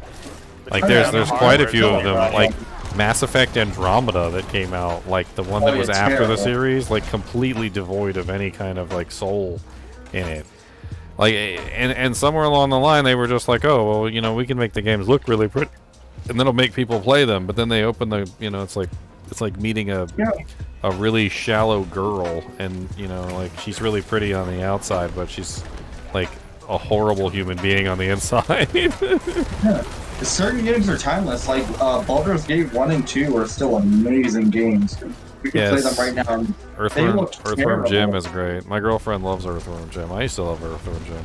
She's way better than me at Earthworm Jim, by the way. I won't even pretend I'm even close to her level of Earthworm Jim play. But yeah, like the Baldur's Gate games came out in like the early 90s, and you could still sink like 200 hours into those games, and they're just good games. It doesn't matter how they look. Like, graphics aren't everything. Like they already did Sordid Tempest. Like, but now some of the games are not even running at like 30 FPS or are locked at 30. You know? Yeah. Oh, well, and then that's the other thing. So like, couch co-op died. Like the age of Nintendo 64 was like the last great age of couch co-op. And those of you who remember playing GoldenEye 007 with your buddies with 4 controllers, like we remember what it was like to have like the great days of couch co-op. It's amazing, like sitting there with your buddies and playing that kind of a game. And somewhere along the line they put graphics first, and that was what happened. Was they couldn't run, the system couldn't run the game 4 different times because they were making the game too demanding graphically. So you couldn't have couch co-op anymore. The couch co-op started to just die away, and then eventually it just died away completely. You know what the last best couch co-op game was? It Takes Two. It Takes Two is an amazing couch co-op game. And that's another reason why the Nintendo 64 will always be the clear winner in my book, because when I went to my friend's house and we sat down 4 people and played GoldenEye 007, Battle Tanks, freaking Mario Party, like some of those freaking baseball games my friend always liked to play, like, and you could do 4 players, like that was just amazing to me. Like it was right out of the box. You didn't need any adapters. You didn't need anything.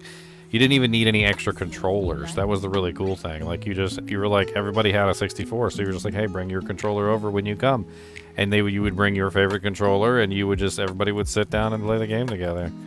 And there was nothing like it. Like there was nothing like going over to your friend's house and everybody sitting down and just jamming out to some freaking GoldenEye 007. Yeah, that wins the island for that reason too. Like if you have multiple people there, 64 better. Yeah, 4 controllers, 4 players. There's a whole bunch of really good 4-player games on there. Like I said, Battle Tanks, GoldenEye 007, Mario Party. I can't think of like all of them off the top of my head, but that thing had a lot of party games. A lot of them. Steven made a good point in chat. I think when co-op, like couch co-op died was Halo 2. Halo 2 was like the last good couch co-op game, I think. Are we at the world boss? What is when is he spawning? Yeah, it's 7 minutes. 7 minutes and 50 seconds. Alright, I finished that dungeon right before I ended. 470, not bad. Almost done with the zone. Champs of Norath was my favorite couch co-op game. I don't know if any of you played Champions of that. North was really good. So was Baldur's Gate Dark Alliance. That was GameCube. Again, honestly, GameCube had a lot of really good ones too. GameCube also had 4. GameCube also had 4 controller ports and was absolutely amazing for couch co-op. You can just port on me. Which, let's be real, Dark Alliance was literally just Diablo at home. But they came out at the same time, so you can't really say that Dark Alliance copied Diablo. It may have copied Diablo 1, but Diablo 2 and Diablo and Baldur's Gate Dark Alliance, I believe, came out around the same year. I'm pretty sure Diablo 2 was, what, 2000? And Dark Alliance... I'm Googling. Let's see. Dark Alliance, I think, was like pretty close to the same time period. So Diablo 2 was 2000. And Baldur's Gate Dark Alliance. Yeah, it was 2001. So it was within a short enough time period that I don't think you can really say that they copied Diablo 2, especially since development cycles for games around that time period were oftentimes like years. Like it would take maybe like 1 or 2, sometimes even 3 years to put a game out. So the overlap there isn't enough. It's not enough. Like, don't get me wrong, I love Baldur's Gate Dark Alliance 2, one of my favorite games of all time. I never played that one because it was on Xbox, and I never had an Xbox, or the original Xbox console. It pretty much did the same things that Dark Alliance 1 did with extra classes and, like, gems. Diablo 2 stuff, pretty much. But, everybody loves that game who's played it, but everybody hates Fallout Brotherhood of Steel, which is the exact same game mechanics. It's Diablo, but Fallout, and people hate it. And I think it comes down to the fandoms, not necessarily the playstyle. Any Metal Gear fans? My brother was a big fan of the original Metal Gear game on Nintendo, and then Metal Gear 2 came out, and it was so bad that I remember my dad got mad because it was terrible, and he took it back to the store. Solid 1 and 2 are amazing. What? 3's good, 4 is bad. I gotta call it, guys. Catch you later. Good night. See you, DK. See you, man. You're talking about Heroes of Might and Magic? Yeah. Yeah, that was a great co-op game. Yeah, fantastic game. I never played Metal Gear, but Revengeance was awesome to watch people play. Revengeance is cool. The big thing about Metal Gear Solid is, like all of them, is if you have somebody spoil any of the things in any of those games, it loses all of its, like, credibility and punch. You have to go into those games blind and then play them and then experience the things as they come up. Otherwise, it's a very long and drawn-out experience. That is. So one of my favorite JRPGs from back then, which I might surprise some of you guys with this choice, because there was a lot of good JRPGs back then. You know, you had like Final Fantasy 1 and 2 and 3 and 4 and 5 and 6, and 6 was really good. Don't get me wrong. I think 6 was better than 7. 6 is really good. I think 6 was really good. I think 6 was better than 7. But my favorite from back then was actually Super Mario RPG. I actually really loved Super Mario RPG. I thought that was an amazing RPG. That's not a hot take. And it was made by Square Enix. It was made by the same company that made Final Fantasy VI and all the others. It was just adapted. Like, I mean, you could very easily, I think, take out the Super Mario characters and put in something else, and Final Fantasy characters, and it probably still would have been an amazing game. But it just, I don't know, it was just really fun. I remember playing through it as a kid, and I just had tons of fun with that game. And it's the grandfather for Paper Mario. I kind of wish Square Enix would make another one, like Nintendo and Square Enix get together and make like Super Mario RPG 2. I think it would be great. Did you play the original Paper Mario or Thousand Year Door? I played the original Paper Mario, I think. I know Arlo on YouTube, he raves about that game. I was about to say, like, they're pretty similar to Super Mario RPG. I mean, they're not the exact same, but like, there's one that is actually almost identical to Super Mario RPG, and it's kind of strange, and a lot of people may have never actually played it. It's I believe it's a, I don't want to know if it's a DS game. Is it Mario and Luigi? It's the one. It's the one where it's Mario and Luigi together, and it's like an RPG where they go around. Superstar Saga. Yeah. It plays very much like Mario RPG. I can't remember exactly, but it's very similar to Super Mario RPG, but it's on one of the handhelds. Not Superstar Saga. That does not. Well, no, wait, hold on. No, wait, yeah, that works. That looks right. The screenshot was a different screenshot. Yeah, that's it. That is it. Yeah. And it's you can only really play it on the actual handheld systems, but actually, you know what? They recently added a Game Boy Advance system section into the Nintendo Switch. I wonder if it's on the Nintendo Switch. Fantastic game.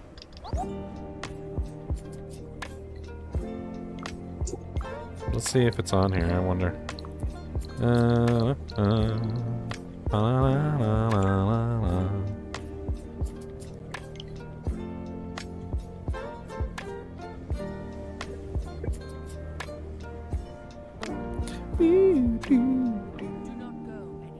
I think my I actually meant to go on here and check and see what they've got for the Game Boy Advanced. I don't know if I have. Yeah, I don't have it downloaded yet. I need to download it.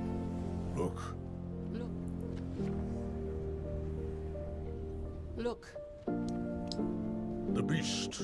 I think my favorite RPG of all time, which it's debatable whether you would call this an RPG or not, and it's a PC game, so Ginger, you probably.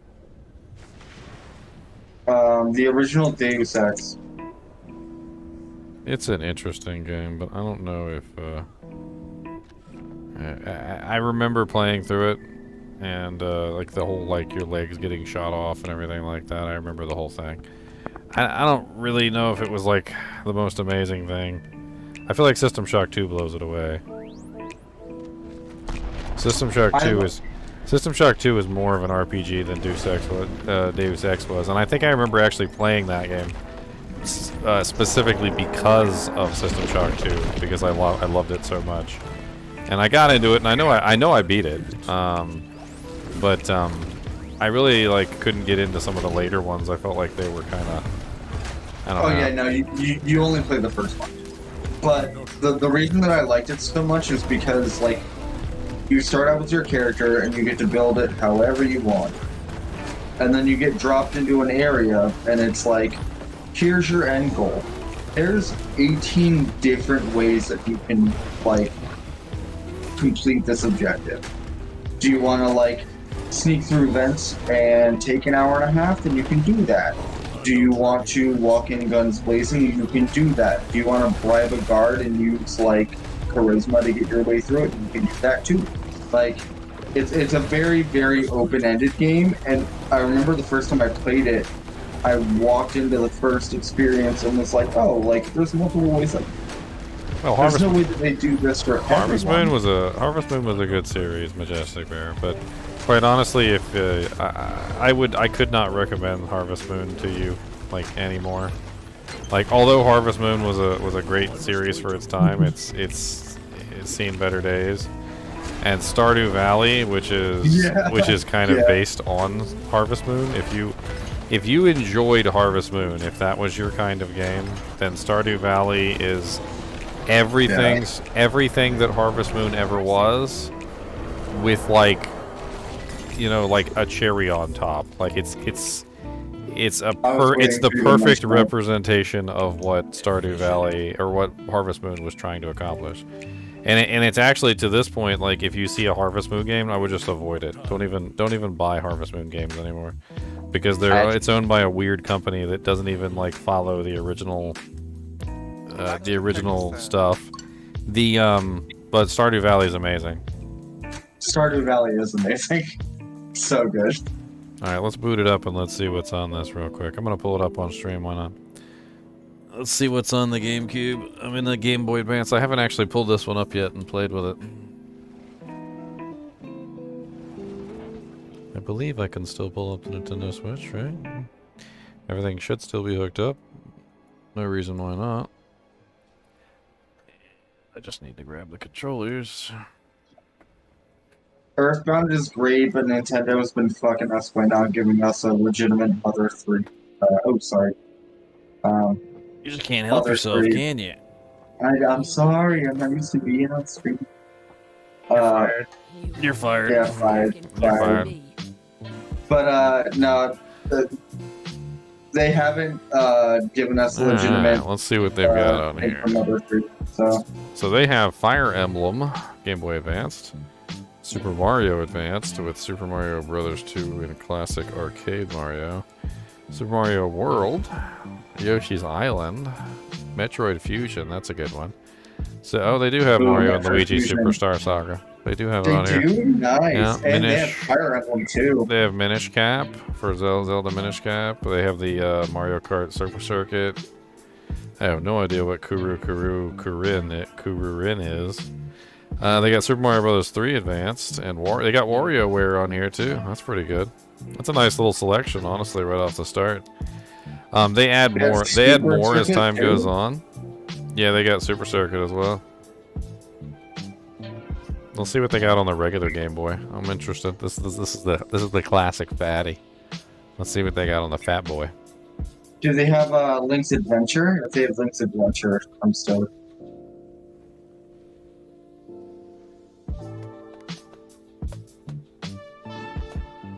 You have made a mistake in crossing me. Blaster Master, that's an amazing one. They got Yeah, Kirby, Blaster Master's Tilton super Turbo, Burger Time, Kirby's Dream Land 2, Alone in the Dark, only for Game Boy Color. Game & Watch, Gallery 3, Gargoyles, Kirby's Dream Land. They got the original Tetris on here, Metroid 2, Return of Samus, Legend of Zelda, Link's Awakening DX, Wario Land 3, Super Mario Land, and the Golden Coins. These are all the really old ones. These are the ones from like way back. That's a pretty solid lineup, though. Oh, they got everything on here. They even bought Sega. Sega's on here too. Look, they got the Genesis. So now that Nintendo owns Sega, they were just like, all right, well, let's throw some Sega games on here. And they've got a lot of the Sega games. Wario Land 3 is such a good game, by the way. Oh, such a good. Look at that splash screen. That's a good splash screen. Borderland? Oh yeah. I just went through the whole campaign of number 2. Nintendo does not own Sega. I was pretty sure that Nintendo bought Sega. Or either one of, say, Nintendo's subsidiaries bought Sega. I could be wrong. I'm pretty sure that's true. I thought Microsoft bought Sega. That's why they had Jet Set Radio for the Xbox. They got Streets of Rage 2, Sonic 2, Shinobi 3, Shining Force. They got Phantasy Star 4. That's a bunch of good. They got Echo the Dolphin, the unbeatable game. Golden Axe, Dr. Robotnik's Mean Bean Machine, Contra Hardcore, Castlevania Bloodlines. I heard a lot of people were excited about that one because that's a pretty expensive one. They got Toe Jam and Earl, Thunder Force 2, Sword of Vermilion. Altered Beast was always really fun. Echo the Dolphin is literally a fever dream of a game. It's so wild. I remember when I got Comic Zone. That was pretty fun. Mega Man and the Wily Wars. Shining Force 2. Earthworm Jim. They got Earthworm Jim on here. Golden Axe 2. They added some new ones recently I haven't seen yet. Is that Street Fighter? Street Fighter 2? Yeah, they got Street Fighter 2 on here. They got Revenge of the Shinobi, Flicky, Landstalker, Ghouls and Ghosts, Crusader of Senti. I don't think I've ever played that one. Kid Chameleon and Pulse Man. About unbeatable games back in the day, when we were kids, we actually tried way too much to beat Battletoads. Oh, I'm sorry.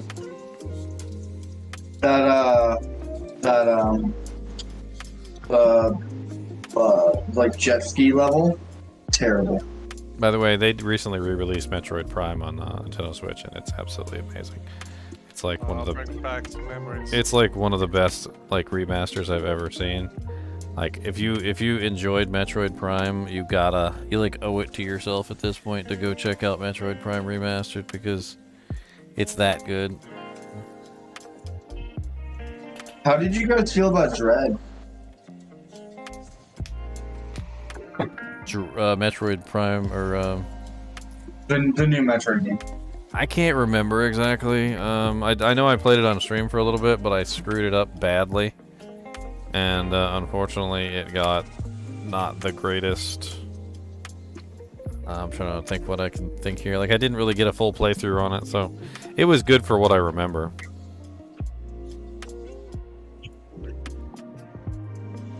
I felt it was alright. I think I like the 3D Metroids a lot better than I like the 2D Metroids. You hop off, Leon? That's a bold take. Where did Leon go? Disappeared. Oh wow. I love Metroidvania so much, like Symphony of the Night, Bloodstained, like Hollow Earthbound, yeah, Knight. Earthbound was good. We got 5 more in Kekistan. 5 more for what? 5 more dungeons to complete all the dungeons at Kekistan. Kekistan? Why are we kecking? Don't keck. I don't know. That's how I Don't pronounce do it. it. Don't do a keck. The kecking, keck. Maybe I like the kick and barb. Keck.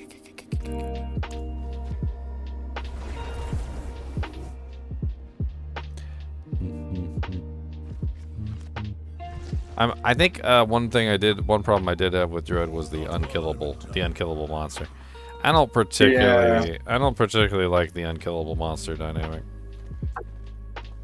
So I'm assuming you weren't a fan of like Alien Isolation.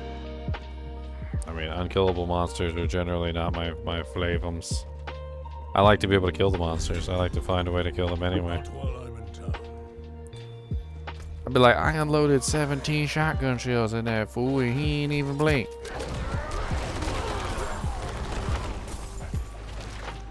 That's a. Are you a fan of quote unquote air shooters? The what?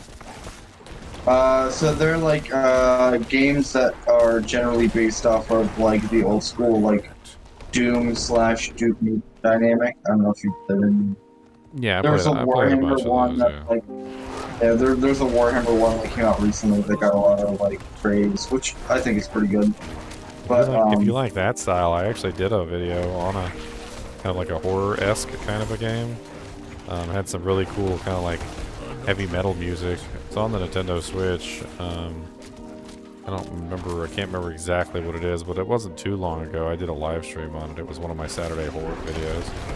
And it was like, it's a modern interpretation of like the old Doom games, and it's absolutely great. Yeah, I'll definitely check it out. It wasn't even that expensive, I don't think.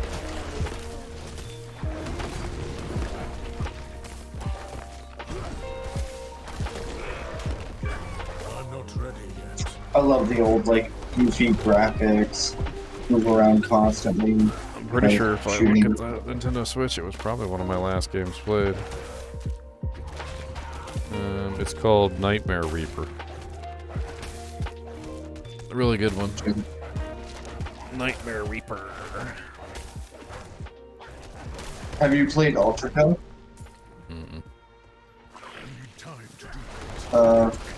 It like had its rounds in YouTube space. It has that old like pixelated, crusty, aesthetic. Oh well, the Nightmare Reaper game I'm telling you looks exactly like Doom and Duke Nukem and stuff like that. They went straight up with that old school mechanic. They didn't even like, it's not even sugarcoated a little bit. They were like, "This is what we're fighting, and you're going to enjoy it." Oh, I played it for quite a few hours, and I enjoyed every minute of it. Like, I think it was like very shortly before Diablo 4 launched, though, so like I didn't really have a lot of time to dive into it.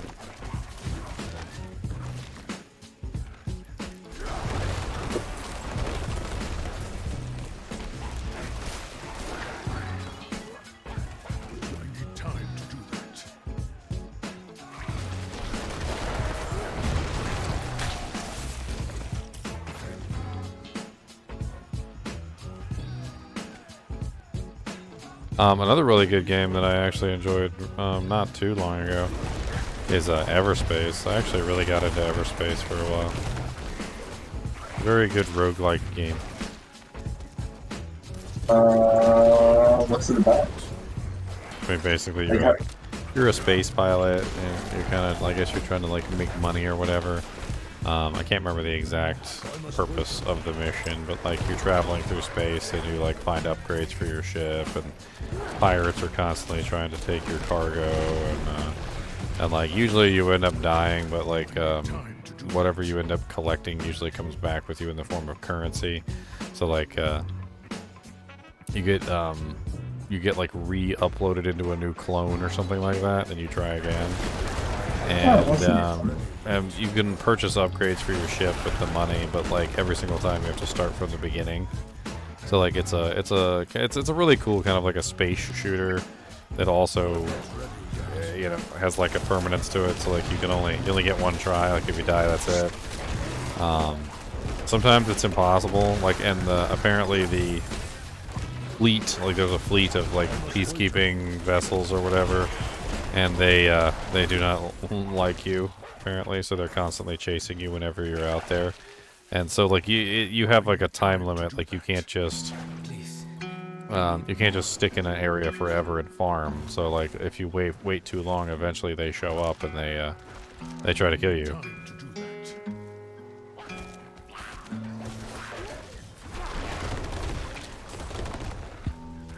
No, definitely check it out. I'm a huge roguelike fan, so I actually have been meaning to try out the second one. There's a second one in the series called Everspace 2, and I never did check it out.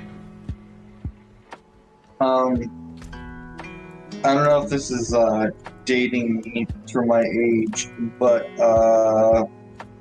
Ginger, you might remember this game. Did you ever play Masters of Orion? Masters of Orion. It sounds familiar. It was a late 90s, maybe early 2000s. I played Masters of Orion 3. So it was. I recognize the box. I'm gonna be perfectly honest. I don't necessarily know if I played that one, but I also ran a computer shop at the time, so it might have been a game that was just sitting in my computer shop.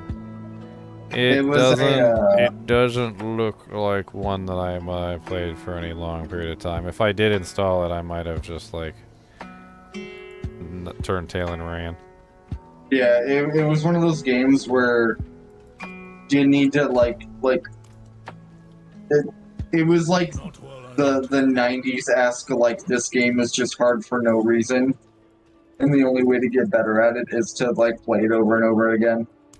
But it was kind of like Civ, to where like you would pick a faction and then try to like expand your territory, but it was so like.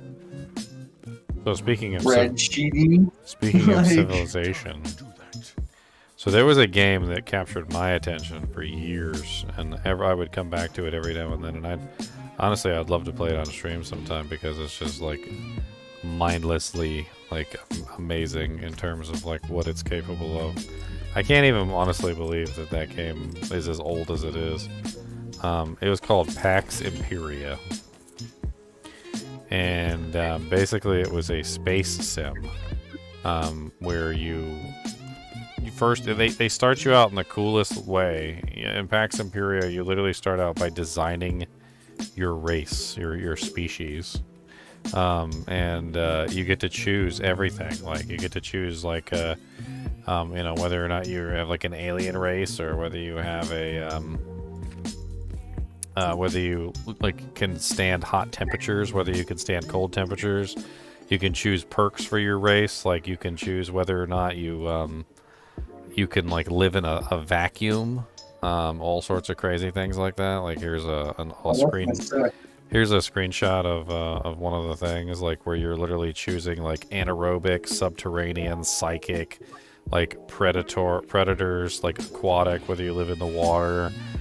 You can choose like how good you are at research, reproduction, construction, all this other stuff. And then when you actually get into the game, you start on a planet in space, and you basically get to choose like what your culture focuses on. Like, do you focus on weapons? Do you focus on shielding? Like, do you focus on like construction and espionage or finance or whatever? And like eventually it gets to the point where you start building ships, and you start building like global defense platforms and things like that around your planets. And then you start taking over the solar system, and you start moving out of the solar system. And once you start moving out of the solar system, you start traveling through basically the whole galaxy. And eventually you come across other alien species that do not take kindly to you taking over their planet. And then basically all war breaks out. Well, you start designing ships in this game too, which is freaking amazing. And the ship design system is like freaking nuts, where you can literally spend like hours and hours like designing how your ships look, like what kind of weapons they have, what kind of shielding they have, all this stuff, like trying to figure out exactly how you can like best defend things. You can go down to the planet, you can see like each planet's like, you know, construction level, how good they're doing, like what the wealth is, the population, all this other stuff. And it was it's what Spore should have been. And it was like absolutely amazing. Like this is a picture right here of the map that literally was in the game, where it was like all over that each one of those represents basically a solar system.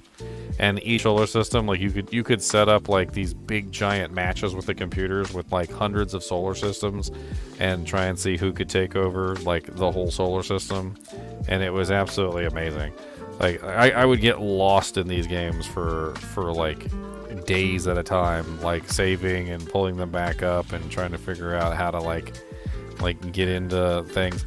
I usually ended up choosing the anaerobic because it was a really big boon being able to survive in no atmosphere, because oftentimes you would come across solar systems that had planets that were absolutely uninhabitable, but when you were a race that didn't care about atmosphere, you could literally live on any planet, and so you could colonize planets that other races couldn't. And that was a really big way that you could like advance. But man, Pax Imperia, Eminent Domain, like freaking amazing old school, like honestly way better than Civilization in my opinion, but kind of in the same genre. Yeah, Masters of Orion gives me that vibe too. It was a little bit more like combat centric, but yeah, that looks sick. See, this goes to show that like graphics aren't everything. Honestly, the graphics on the game weren't like terrible for what they were, but it definitely was an older game. The cool thing was though is that like the way they had it set up and the way they presented it, you were basically like the ruler of a world. You were a ruler of a species, right? And so you were constantly looking at things from a different perspective, you know, like a ship maybe orbiting the planet, or like, you know, or you're looking at like a kind of like a star map that like is controlling your empire, you know, stuff like that. And so it never really kind of felt like you really needed all that great graphics, because you were just kind of like in the back seat, like commanding everything, watching as the battle unfold, you know, telling your ships where to go, telling them what planets to take over, while you're sitting in some comfy chair somewhere on in an office. Hey, did you ever play Star Control 2? Star Control 2? I don't think so. Or StarCon 2? Mm-mm. I did the original Command and Conquers. There was also a couple other games from that era that were really good too, like Earth 2071, I think. I think that was the name of it. That one was really fun. I like that one. I think it was or 2077. I think it was 2077 or Earth Command. I think it was 2077. Yeah, because I think it was Earth Command something. Like it was pretty good. I think it was made by the same. I think a lot of the games were made by the same companies back then. Westwood Studios made some really good ones too. It was the Dune game was really good. I freaking loved the Dune one. I mean, the Dune game was pretty much Command and Conquer, but the Dune game was what got me into RTSs, which is crazy. That era for me is all like, did anybody play Heavy Gear? It's a game called Heavy. It's like Armored Core, but for PCs and not nearly janky. I don't know. Fantastic. Dune 2000. Like I miss like getting a PC game that came in a cardboard box that I would open up, and the like manual would be like 250 pages. I cannot remember what that game was. It was a good game too.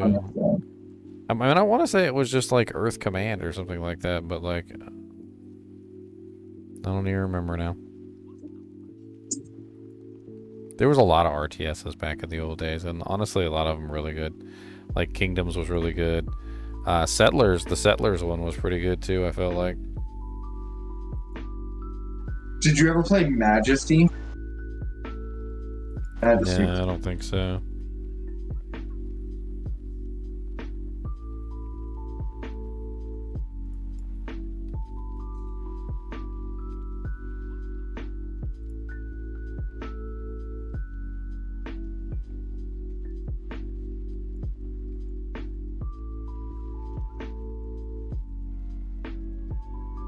I love how companies now use modern, like big scale RTSs like that to clock CPUs.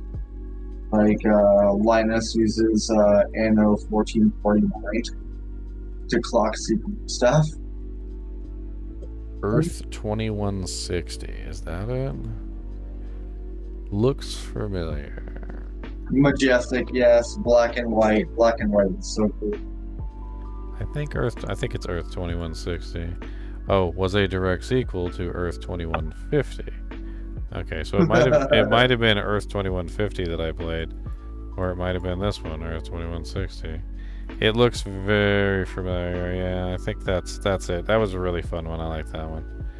Yeah, or it might have been Earth 2150, which let me look up 50 because that's the older one.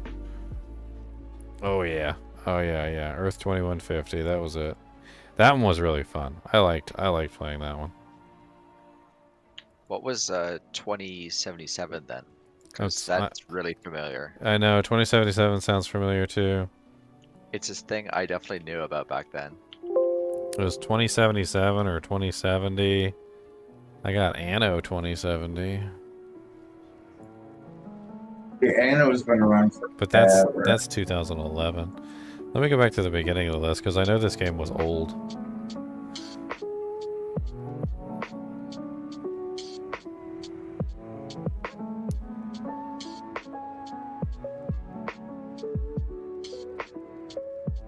It had to have been like 90s or early 2000s.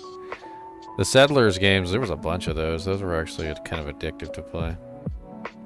I got mad though because sometimes you'd have like so many units on the field, they would all like the game would lag up and crash. Total Annihilation Kingdoms, that's another one. That one was pretty good. Ogre Battle 64, that was really good. I liked Ogre Battle 64. That was the tactics one, right? Mm-hmm.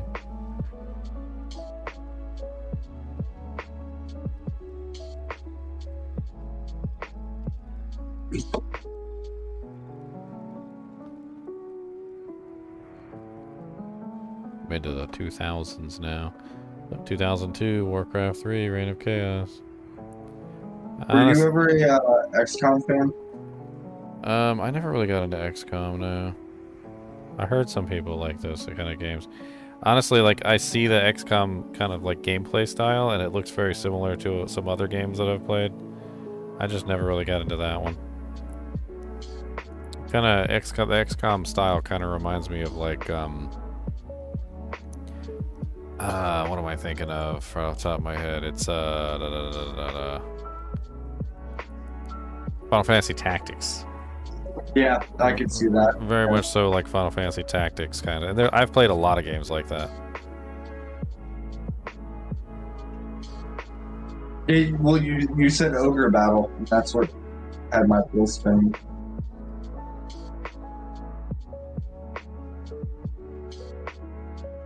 I tell you what game I didn't like, the romance ones. Man, every single time I rented one of those, it was disappointing. Oh, yeah, Romance of the Three Kingdoms. Oh man, I freaking hated those. Terrible games unless you actually like know the lore, which I never got into. But I always wondered why the games came out, and I watched like a 3-hour long YouTube video about it, and like they're not worth playing unless you really care about the actual historical lore, because they're like extremely historically accurate. It's not worth it. I can't find it on this list. Whatever it is we were thinking of that was 2077. If I'm gonna play Romance of the Three Kingdoms, I would rather just play Shining Force. Because they play exactly the same. Well, not exactly the same, but close enough. If I'm gonna play a tactics game on an old computer, I'm playing Shining Force.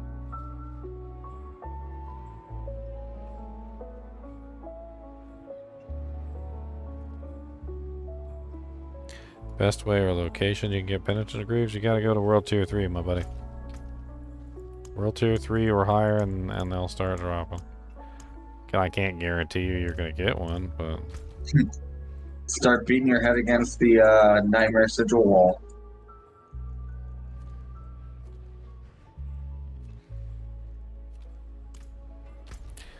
Oh. The Nightmare Sigil wall. The Sigil of Destiny? What?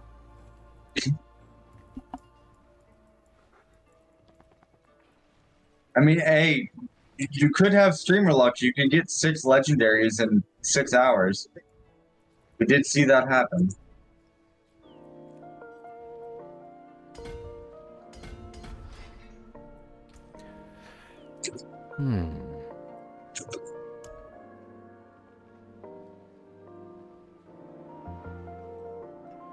Thank you, fake name. Somebody appreciates chat.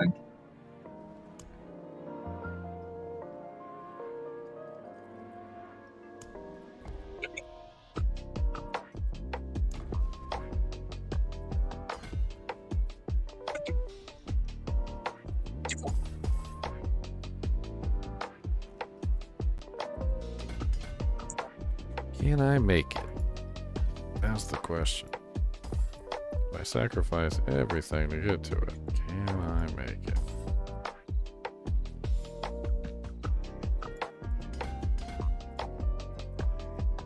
Gotta sacrifice everything. Gotta sacrifice my soul. My soul and your father's soul.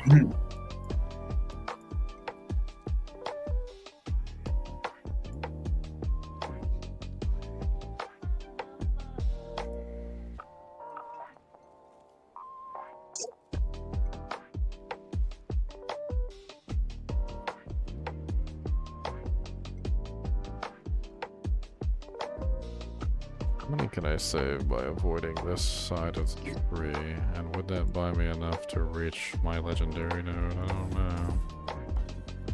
Let's try. So we would have to go up this way.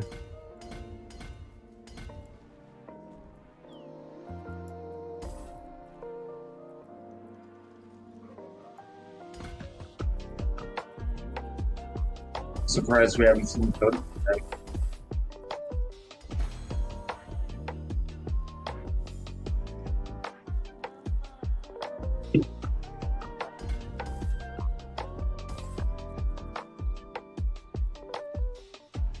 Did I save any at all? That's the question. I don't even know if I did. Yeah, 1, 2, 3, 4, 5, 6, 7. I need 1, 2, 3, 4, 5. I need 5 more. I think we could deactivate this one for the time being. 1, 2, 3, 4, 5. And that would buy me just enough to reach my special node. So that I can have my win 3 or more poison enemies are nearby. You deal 45% increased damage multiplier. That one is absolutely vital for this build. I can come back and fix that one later once I get more Paragon points, which I will. Somebody said Jagged Alliance is greater than XCOM.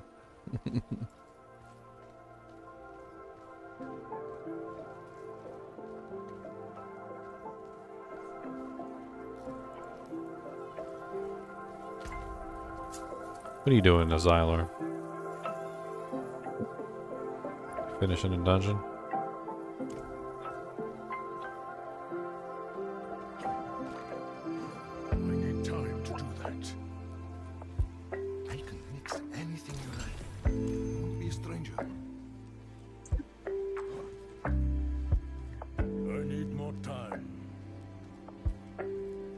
Any recommendations on pre-built PCs? To be honest with you, they're all kind of like a hot bag of poopy. I don't really know what to like tell you as far as like which company to buy from. All I can really do is tell you that you got to make sure that the system has specific things not wrong with it. So like the power supply needs to be a good quality power supply, and it needs to be a higher wattage. If it's not high enough wattage and the power supply isn't a good enough quality, it can be like the end of your system. Another big issue is that a lot of them will use really cheap components. It's kind of hard to go like just recommend like a pre-built PC, because every time I go and take a look at them and really dive into the specs, like they just have kind of like really bad like problems that could be solved if they had better parts. But like a lot of the times they'll choose like the bare minimum wattage on the PSU, for instance. Like it won't even be gold rated. It'll be like, it won't even be bronze rated. It's just like a generico power supply that'll break and fry the whole system. They choose like the cheapest motherboards that you can possibly buy. Like it's kind of hard to get one that doesn't have something wrong with it. They cheap out in the weirdest places too. Like you don't cheap out on a PSU, the power supply. You never cheap out on the power supply. Also, when it comes to like the motherboard, a lot of them will give you like the cheapest, like crappiest motherboard. Like the motherboard will only have like two memory slots, which is like terrible. So if you ever wanted to upgrade it later, like they'll give you like 8 gigs of RAM and it has like 2 slots, and you're just like screwed for upgrades. Ginge, if you're okay with this, I do have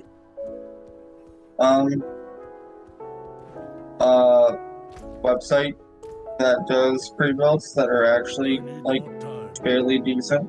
I've used one. Everything's been cool so far. Go ahead. If you want to look over it or whatever, you know, I don't want to be throwing out stuff. Just go ahead and link it. I don't care. It's not like I'm endorsing it or anything. No, of course. Yeah. I just didn't want to throw out the, advice if that wasn't cool.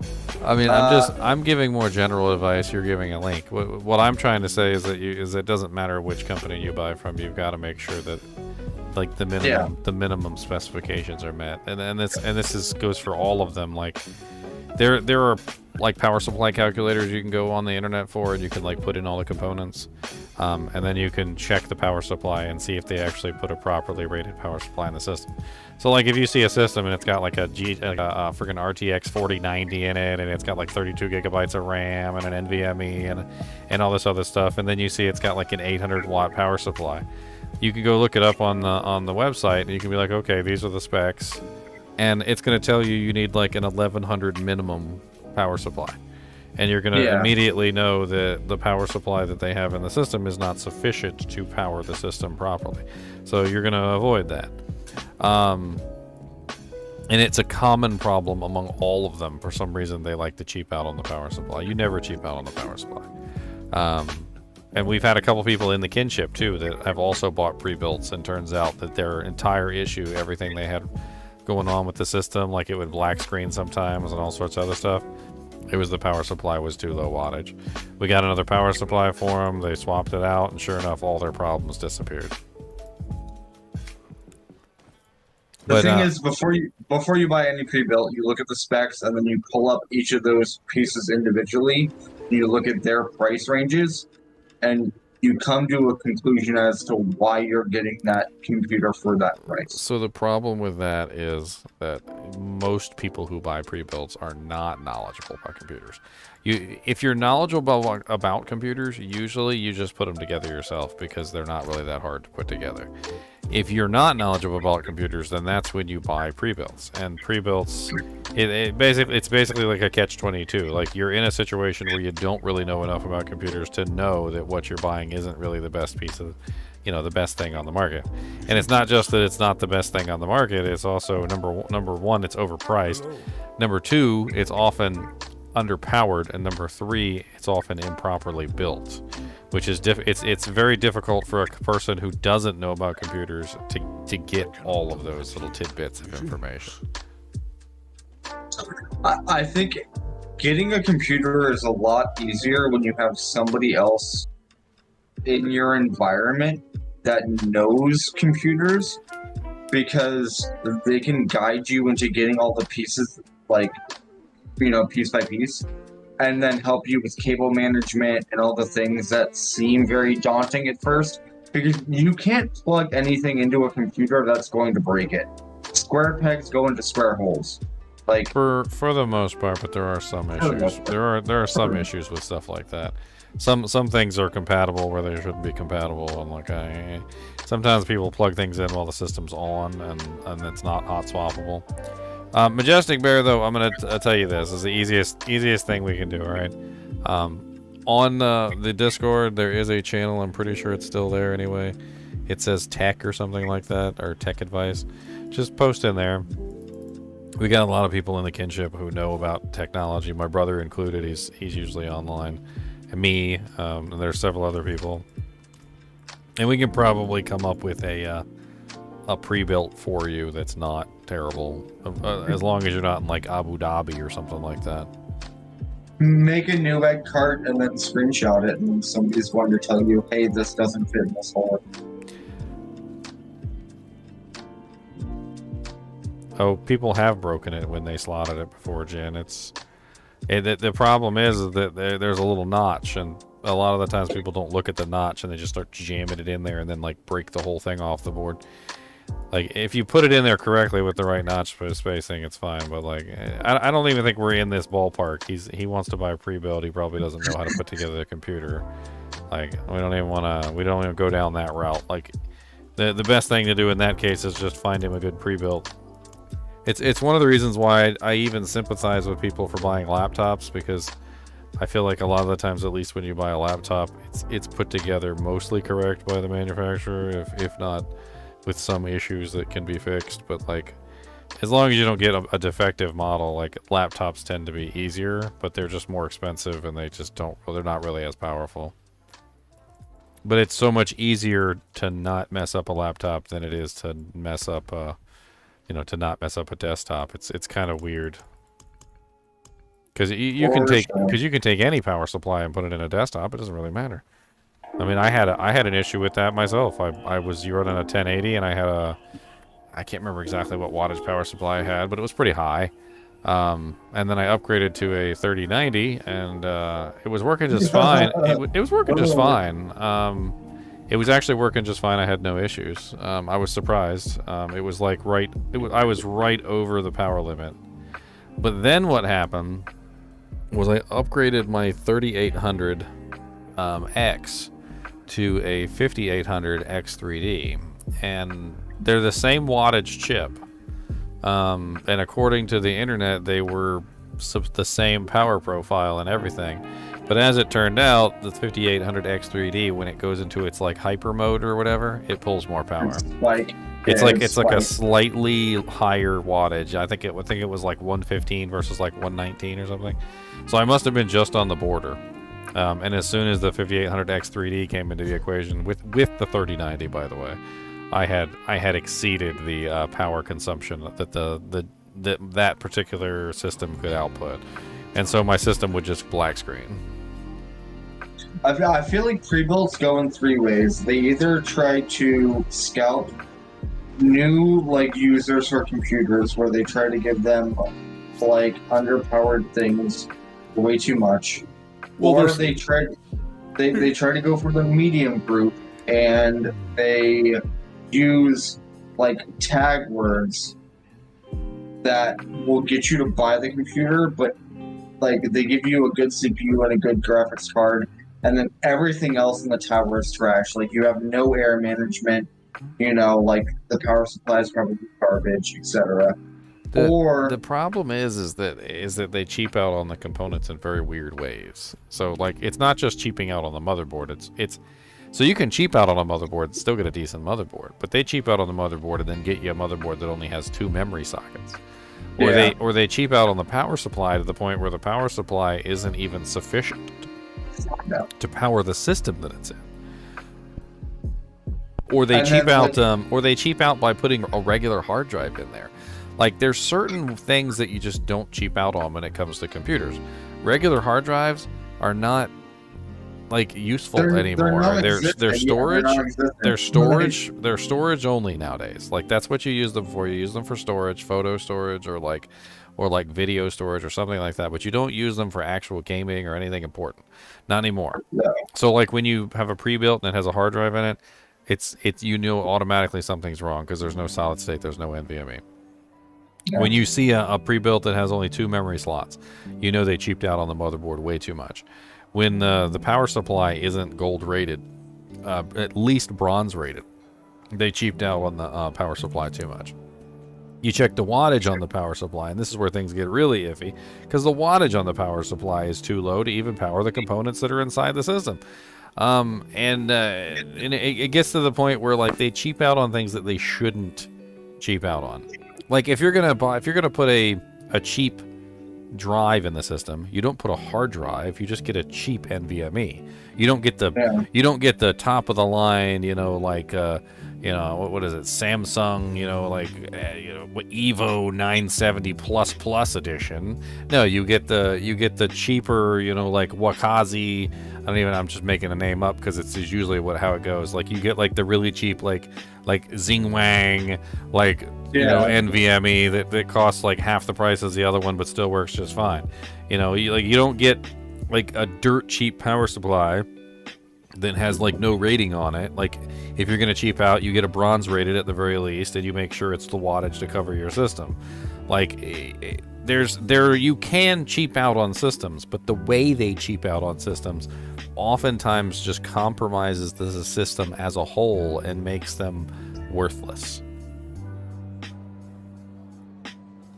People want to buy a pre-built under the context of them hopefully upgrading it in the future because they're new PC enthusiasts, not realizing that for them to upgrade that system, they're going to throw more money into it, fixing the problems, than they would buying new.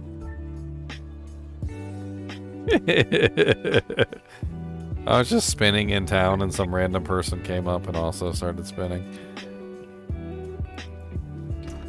Like you get a pre-built and you're like, oh, well, I want to throw in a new hard drive.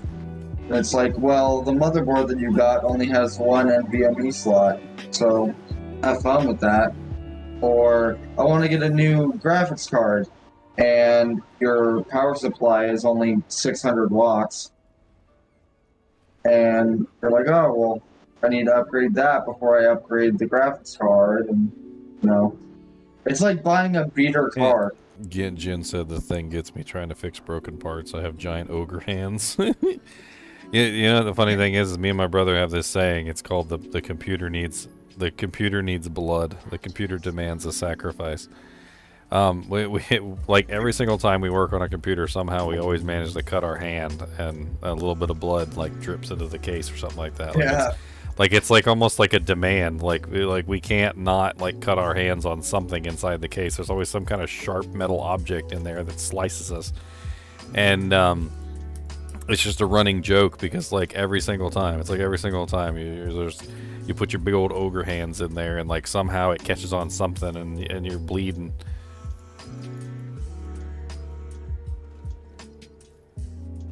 Majestic, it doesn't matter about how reputable the brand is. That's what I'm trying to say. There is no bearing on what company or what brand. What we're saying is just when you go to buy your pre-built, you're going to have to do a little bit of detective work to make sure they actually put something together worthwhile. Alien I can give you a checklist. Don't go with Alienware is Dell. Dell is terrible. Alienware is gonna sell you a $3,000 tower that you could build yourself for $1,600. Okay.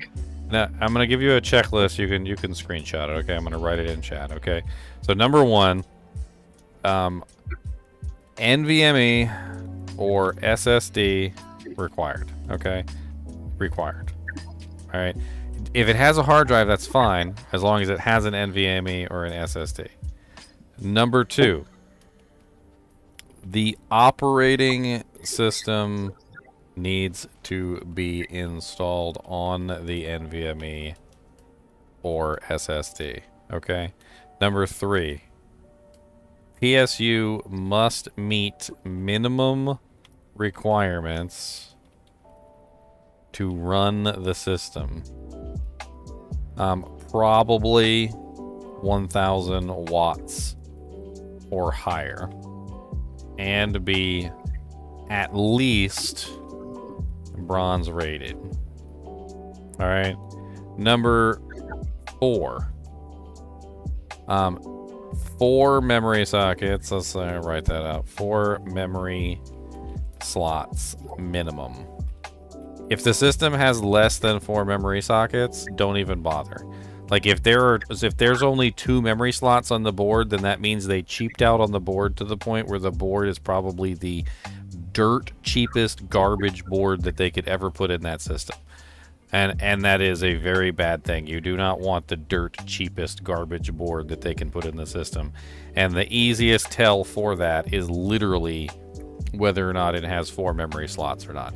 If it doesn't at least have 4 memory slots, they literally went with literally the worst board that they could possibly get. Dedicated graphics card. Number 5. Must have dedicated graphics card. This means separate from the system. So it has to be a physical card separate from the system that slots into the motherboard as a separate function.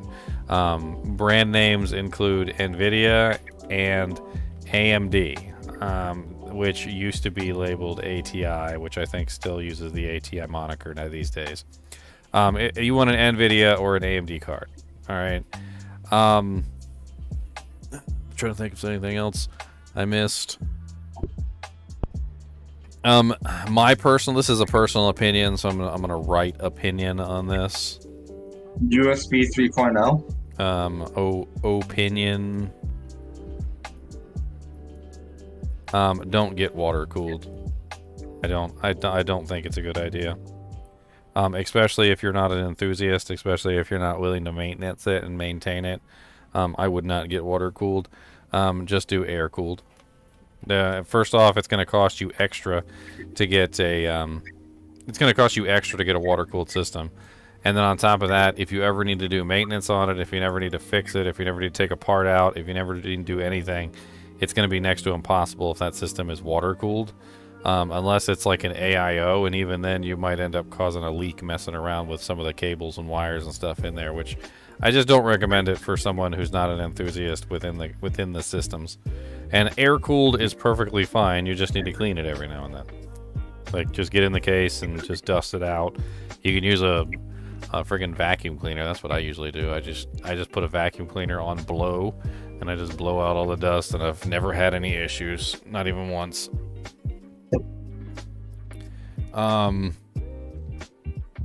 Is there anything else? RGB doesn't mean that it works better. Price. I think that's one other thing we can cover here. So price. Number 6.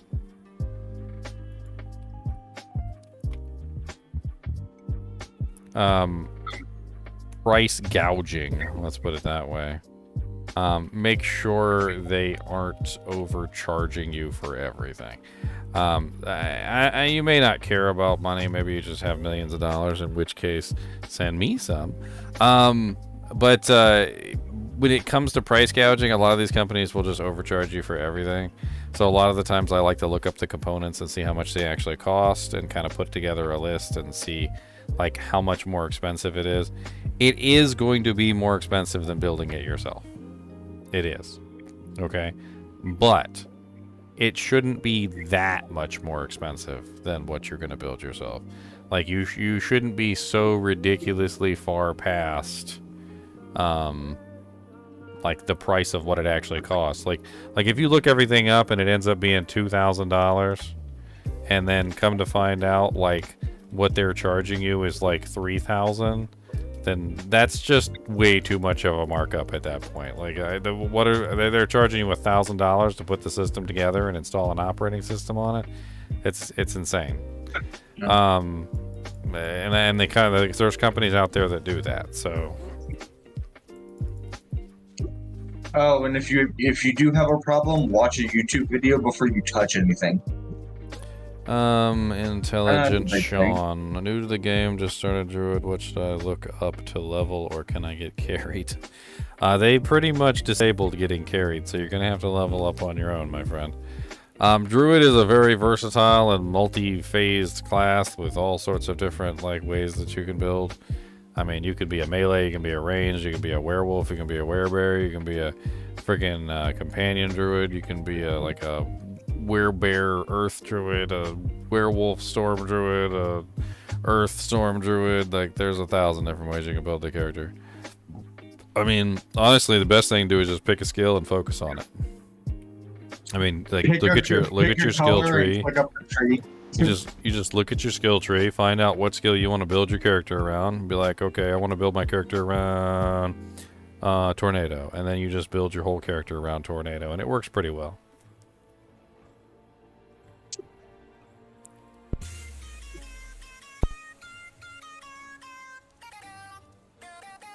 I don't do a lot of max roll builds, my friend. I think if you want build guides, you may have found the wrong channel. Mainly what I do is I teach mechanics. Like, I'll teach you how to play the game, I'll teach you how to build characters, I'll teach you how to theory craft. I do theory crafts on a regular basis on my YouTube channel. What I do not do is link build guides and tell you how to build your character. I mean, that's what I'm trying to do, is give you options. I mean, if you're making a druid, what kind of druid do you want to make? Do you want to make a melee druid? Do you want to make a ranged druid? Do you want to make a caster druid? Do you want to make a hybrid? Do you want to make werebear? Do you want to make werewolf? Like...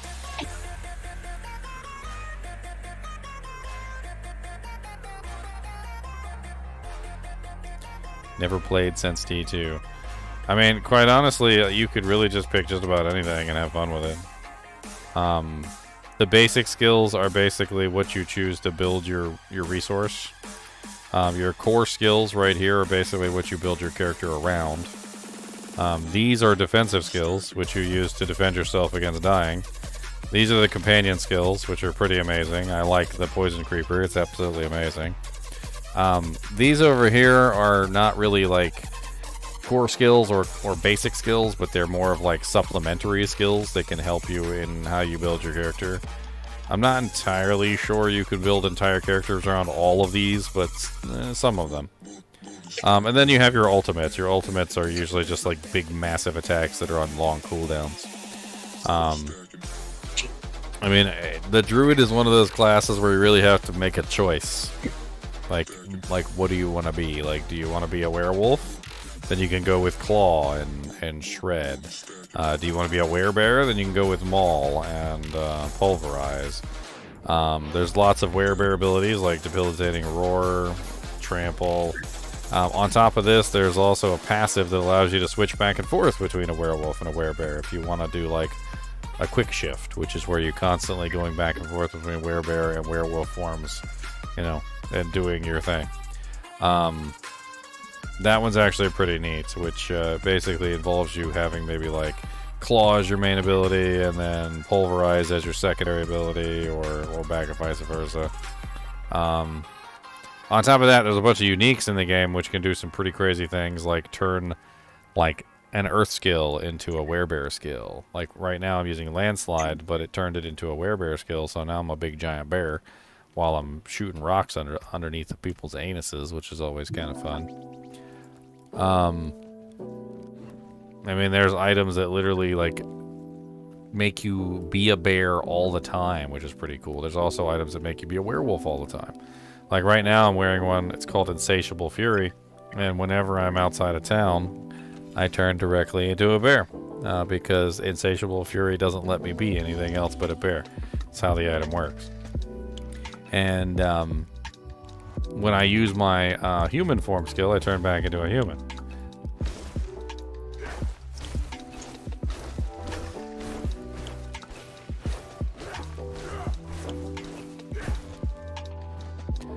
This is my poison creeper. Pretty freaking beast, not gonna lie. He freaking kicks butt. My poison creeper kicks butt pretty hard. Like this. Digga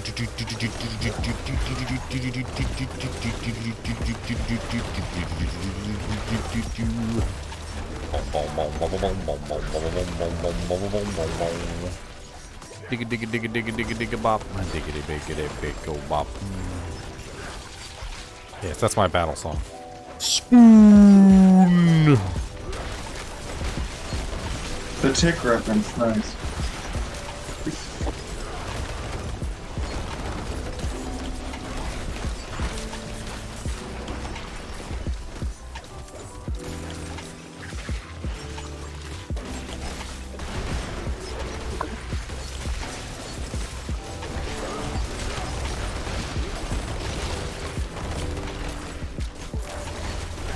Did you ever hear the theory that Tick doesn't exist?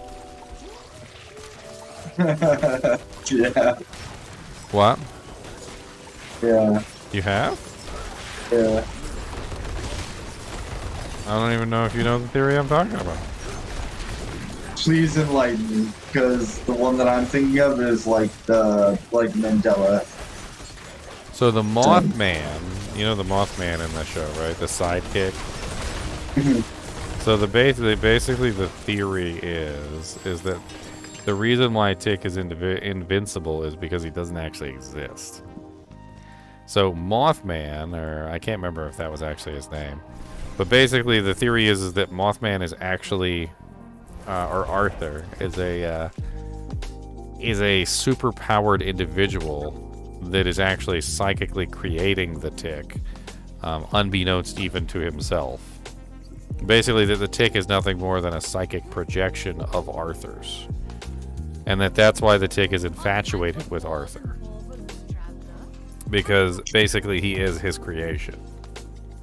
I love stuff like this.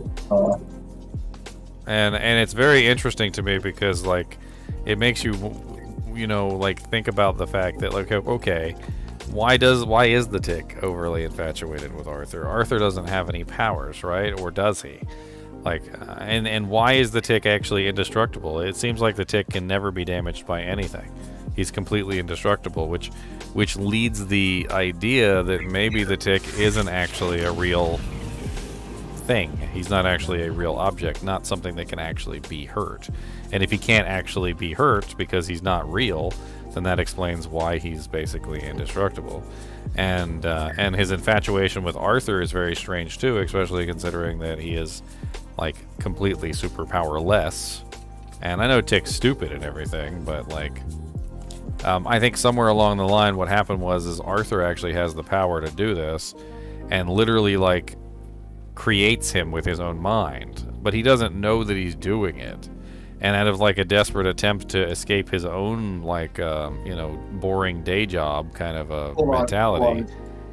So you're saying that the Tick is Tyler Durden? The what? The Tick is Tyler Durden from, like, Fight Club? Please tell me you've seen it.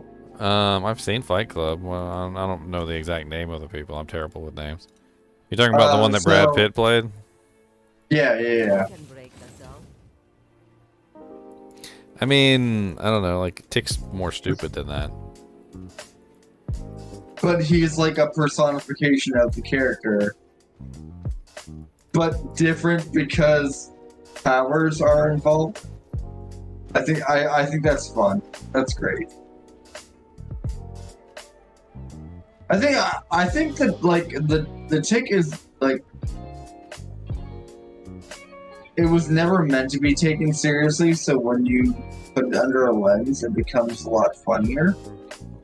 And I think that was the entire concept. So there's more to the story. So I looked up the theory, by the way.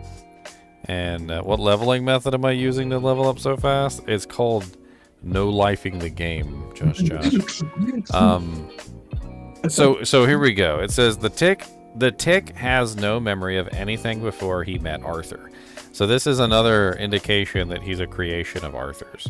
So even in the very first episode, you find out that basically the tick doesn't know anything before he meets Arthur. So he's a creation. Like this backs up the fact that he's a creation. So Arthur made him. He's got no history, no pictures online or prior to meeting. And the director made a point to say deliberately focused on Arthur's tick right after the tick first introduces himself. So Arthur confessed to the tick in season 2 that he had told his dad that he wanted to be in the Flag 5. I think he lost faith in himself and other heroes when he witnessed them die in front of him and he was helpless to stop it. As a result, his powers began to manifest in a very unique way. They manifested into a hero that is unconditionally loyal, unwaveringly good, super strong, and most of all, indestructible. And basically, how this theory goes is that in that moment when the Flag 5 got kind of like ripped apart in front of Arthur created with his own powers the hero that he like thought that they were, basically the indestructible hero. Like it was like a breach in his psyche, and it's actually really interesting of a theory. Yeah, that's cool. But it explains a lot of things. It explains why the fact that he doesn't have any memory before he meets Arthur. It explains why he's indestructible. It explains why there is no record of him prior to that moment. Like, he just didn't exist. You would think that somebody who's indestructible like that, big blue and wears a tick suit, would be spotted by somebody. Like, that there would have been some record of him before that moment.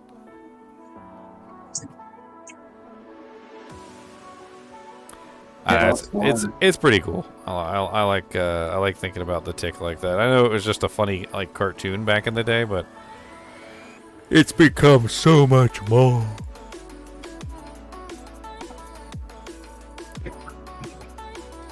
I literally found out about the tick because when I was growing up, I went over to my cousin's house.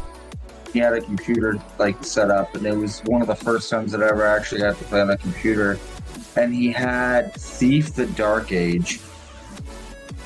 And I remember, like, this was back in the day where people used to modify their desktops really heavily.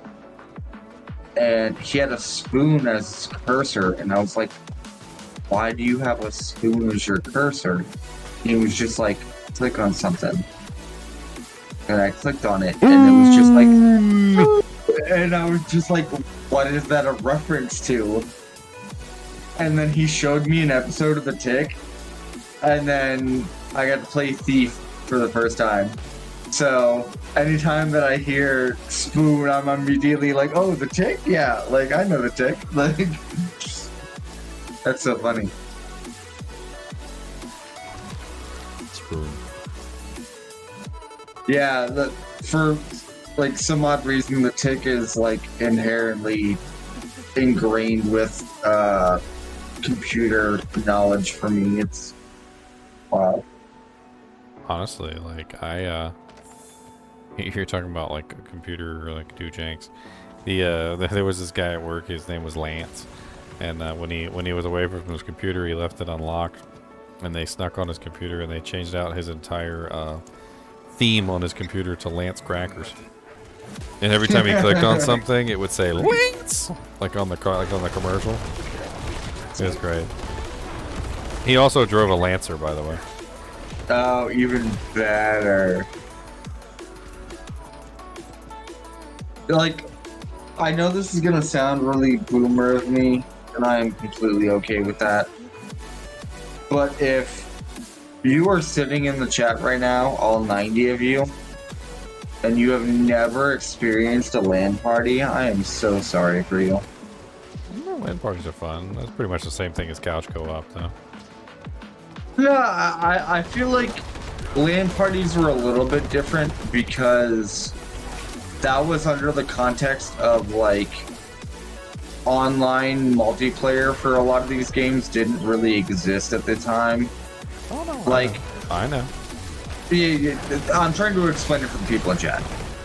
Like, you had games where you could play with like 1 or 2 other people, and that was cool. Or if you had the people and the like means to make it happen, it could be like 16 of you in a very small room with a lot of very hot computers. So like Quake 1 multiplayer,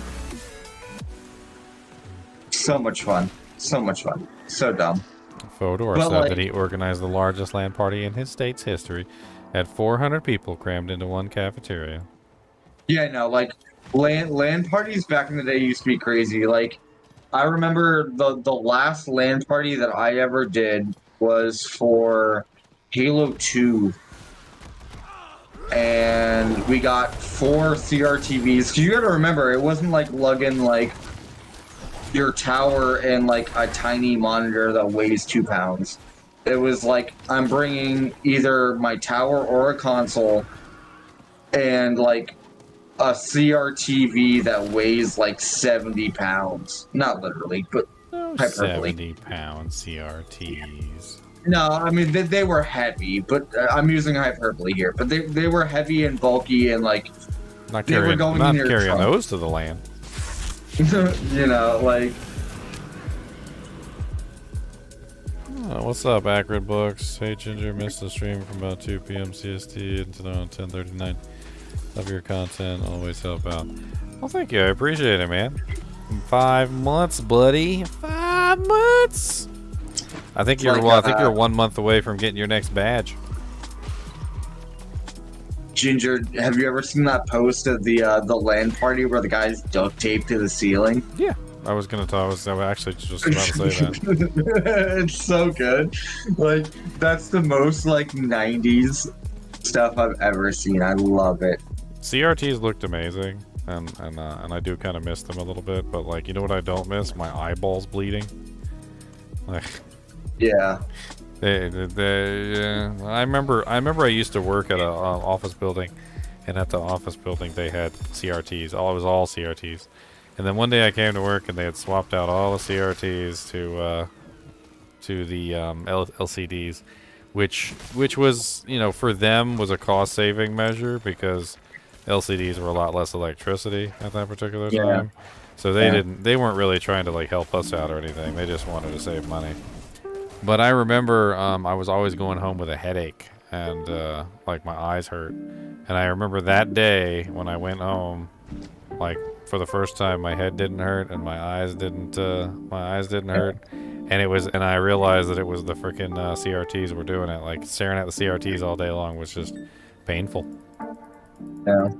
It's like looking at the old the flat screens that weren't flat screens. Like, the original flat screens were just TVs that didn't have, like, the bulb on the front with the glass. They were still, like, 600 pounds. Like, do you remember the old flat screens that were, like, the, like... Yeah. Congrats, Jen. Look, Jen got a membership. Ha ha ha. Alright. The 100-pound, TVs. Oh, yeah, I know. Let's put some chonkers in chat for the gin. Oh, thank you for gifting the membership, Accurate. I appreciate it, man. Jin, you said something earlier, and I wanted to mention it, but I can't find it.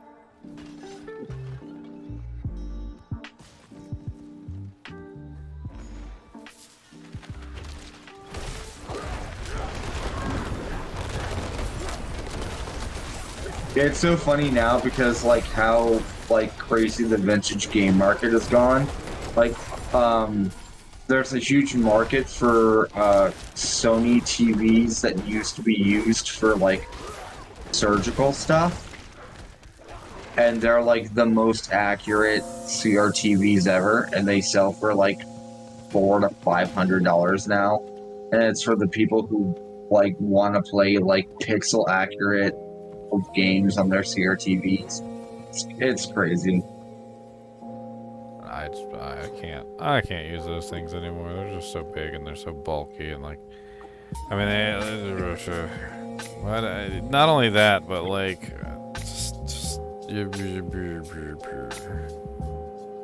I mean the coil line that they have, like, I get people want to use them, and there's actually some legitimate reasons why you have to use them. Like the Nintendo 64 is terrible looking on LCDs. Like you have to put it on an old CRT to get the best use out of it. I mean, it also gives you input delay. If you play anything with a converter, or unless you get like a really nice converter, if you're like old, you know, like LCD TV has AV inputs and you throw them in there, you have like almost a second long input delay on your controls. It makes it almost unplayable for certain games. But now they have stuff like the FrameMeister, stuff like that, to where like you don't really need one of those TVs unless you're making a display in like the corner of your room where you're like, hey, I have a CRTV, I have a GameCube, I have an N64, I have a PS1, I have all these old classic things that should be played on this TV. That's the only reason to have one.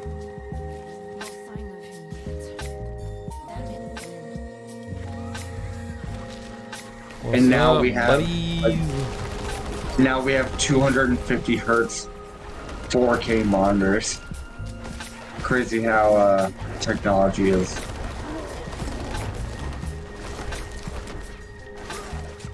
I mean, honestly, there's some pretty good LCDs out there that have really good input delay.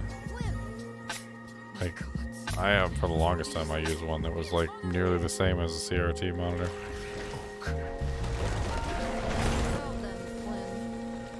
Now, were you knowledgeable enough to know that there wasn't input delay on it, or was it just like an extra monitor or like a display that you had? Yeah, exactly. So like you had the knowledge.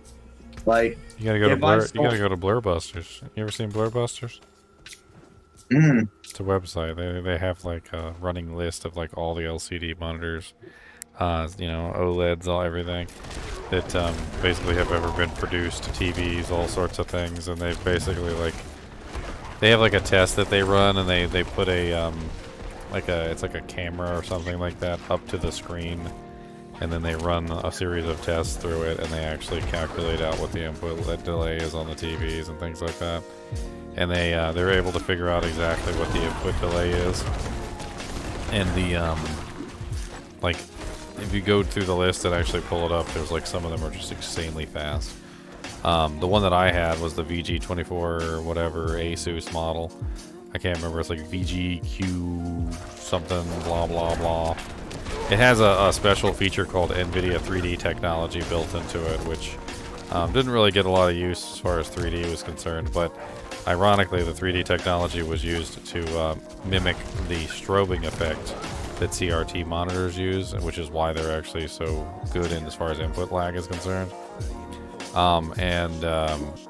You download the little tool and you install it, and well, the monitor's already insanely fast, by the way, so it's just starting off with an insanely fast monitor. But then once you add in the 3D technology, the input delay actually gets down to basically nothing.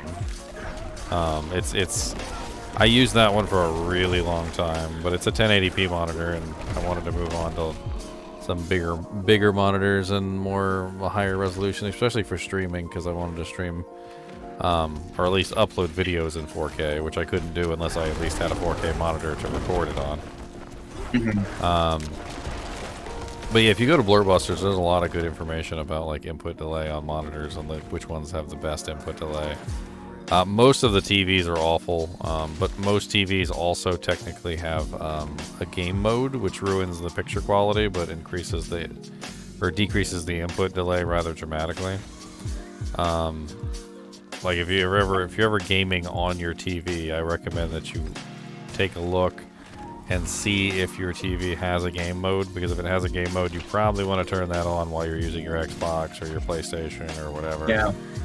Because it makes a drastic difference in the quality of the input lag, basically. Yeah. You can't tell me that you're a classic gamer if you've never had to switch over to like the game channel. Oh, Jin. I had to hook up the original ones that were like literally wasn't even a coax cable. You had to hook up the one with the little screws. Yeah, the little clips. Yeah. Jin, you said Illbleed is selling for $1,000 now. That doesn't surprise me. Illbleed was one of those like weird Dreamcast games. And I could see that. Well, there's one game on the Sega Saturn. My brother still has it. I can't remember the name of it off the top of my head, but that thing was like amazing. It was kind of like Ogre Battle 64, but it was even better. I really wish I could find like or they would re-release that. One of my friends has a copy of Panzer Dragoon Saga for Saturn, and that is pricey. Very, very pricey. I emulated it, and like it's a good game, but I'm gonna look at the price now, just because I don't want to sound stupid.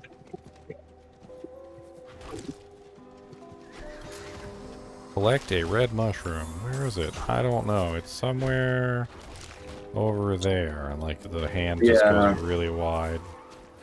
So disc only is $250. In box, it's $1,200. Wild.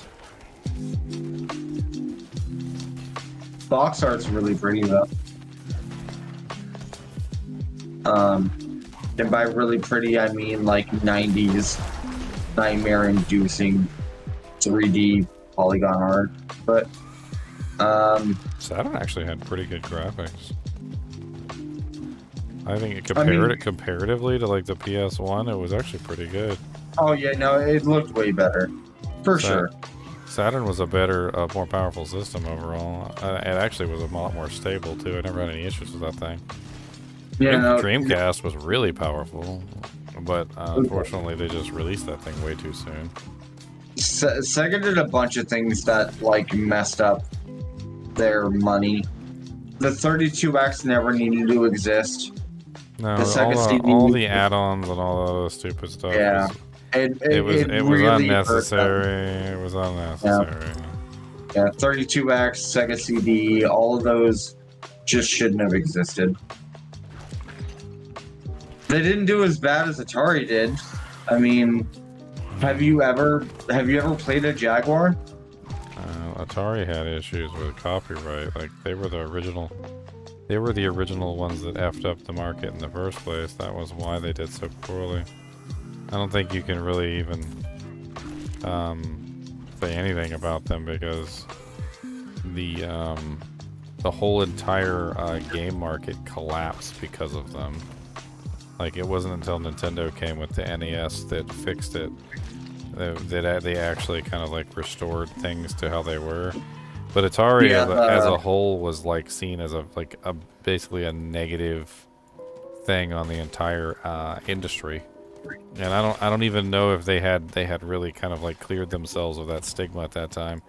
What happened was they sold their Atari games, and the Atari games were had no copyright protection whatsoever. And so companies were out there just copying the games, and they were selling them. So the stores at the time were taking on the full burden of selling those products, which was part of the issue. And since the stores were taking on the full burden of selling the product, when the cartridges started getting copied and then resold at for like dirt cheap, the stores also in turn had to absorb the cost of the cartridges. And then you had that whole ET fiasco where they buried everything in the desert because really they made so many of the games. And what it came down to was the Atari had lost the trust of basically all of the major like retailers. I'm not even sure if the Jaguar was even for sale in like most stores. The craziest thing about that, if you really look back at it, is E.T., which people have looked back on it now and been like, it's really not the worst Atari game. Like, it gets, thrown under the bus for a very good reason, because it was thrown under the spotlight. But if you look at the actual development cycle for the ET game, they gave this dude like 3 months to make a game, when the normal development cycle for an Atari game was like 1.5 years. And they walked up to this dude, and it was the guy who made Yar's Revenge, which was a great game for the Atari at the time. And they walked up to him and went, "You need to make this game for Christmas, for the biggest movie of all time at that time." Yeah, well, movie games are often garbage anyway. Yeah. I mean, I don't even know if, like, even if he had done a good job, would it have even been really a great game? No. Because but quite I mean, honestly, movie games, I've very rarely, if ever, played a movie game that was good from a movie. And GoldenEye 007 is like the one exception. There's a few good movie games, GoldenEye being one of them. But the thing is that one point that I was trying to get at is that Atari screwed up the market. And then Nintendo came in with their little copyright chip, which prevented people from being able to copy the games immediately. Although they did eventually figure it out. But they also introduced another practice, which is something that saved the market as well, which is that the companies didn't have to bear the burden of selling the games. So one of the things that Nintendo introduced was basically, like, we will not charge you for the games, and any games that you don't sell, you send back to us, you know, and, like, there's no loss on your part. Like, that's basically how they set it up. It wasn't like that before. This is one of the reasons why I like Nintendo so much as well, is because I feel like Nintendo actually single-handedly saved the gaming market in the United States. And if it wasn't for them, we probably wouldn't even have any games over here right now. Or even if we do, it would probably be a much diminished form. They also made it to where each development company could only come out with X amount of games per year, which is why you have those the weird, what are they called? Like the Nexon carts or whatever. The black Nintendo cartridges. Yeah, the black Nintendo cartridges, because it was developers that were already working with Nintendo and still wanted to push out other games, so they did some sketchy shit. Oops, sorry. To make it to where that they could put out more carts. Just can't help yourself, can you? I'm sorry. I'm trying. I'm learning. I'm sorry. I'm not used to being on screen. But yeah, basically, like, the Nintendo literally single-handedly saved the market. Like, if it wasn't for them, if it wasn't for them, the entire gaming market might have just collapsed into oblivion. The Atari had completely ruined the entire, like, trust in that market, and the stores were not willing to take a risk again. And honestly, I don't think Atari impressed the populace either. Like, the original Atari consoles were actually pretty garbage. And then on top of that, there was no, like, standardization in the consoles either. So, like, there was this whole thing where, like, you know, you had, like, the Atari 2600, and then you had, like, the Atari 5600, and then, like... And then the 76, like, yeah. I mean, there was also, like, an incompatibility between the systems. So, like, they messed up everything. Like, they made people leery of the consoles, you know, the game market. They made the investors leery. They made the freaking stores leery. They made everything leery. They were bootleg doojanks all over the place. Like, I am devil's advocating here a little bit. This wasn't like a set in stone place where we understood the concepts of how to sell a video game yet, right? You know, I mean, Atari did, and they did it. Well, I think honestly, what happened is at the very beginning, everybody was excited, and anybody would have been able to sell a video game.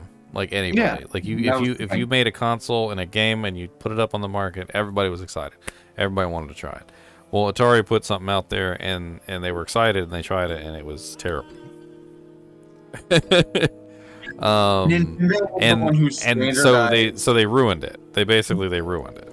So Nintendo had to come in and they had to figure out a way to make everything work, and they failed. They actually came in and they tried it once and they failed. That was with the Famicom.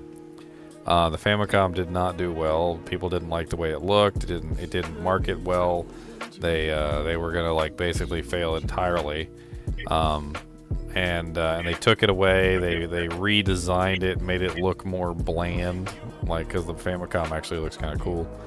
And they're basically the same system, though. That's the funny thing. The Famicom and the NES are basically the same system. They just redesigned it a little bit and changed the way it looked. And then they came up with all the little extras that they did, like, you know, because they figured out that the investors didn't want to spend the money, so they changed that, and they figured out that the you know, like, people were leery of the system and what was on it. So they included a game. I don't even think the Atari included a game when it first came out, did it? No.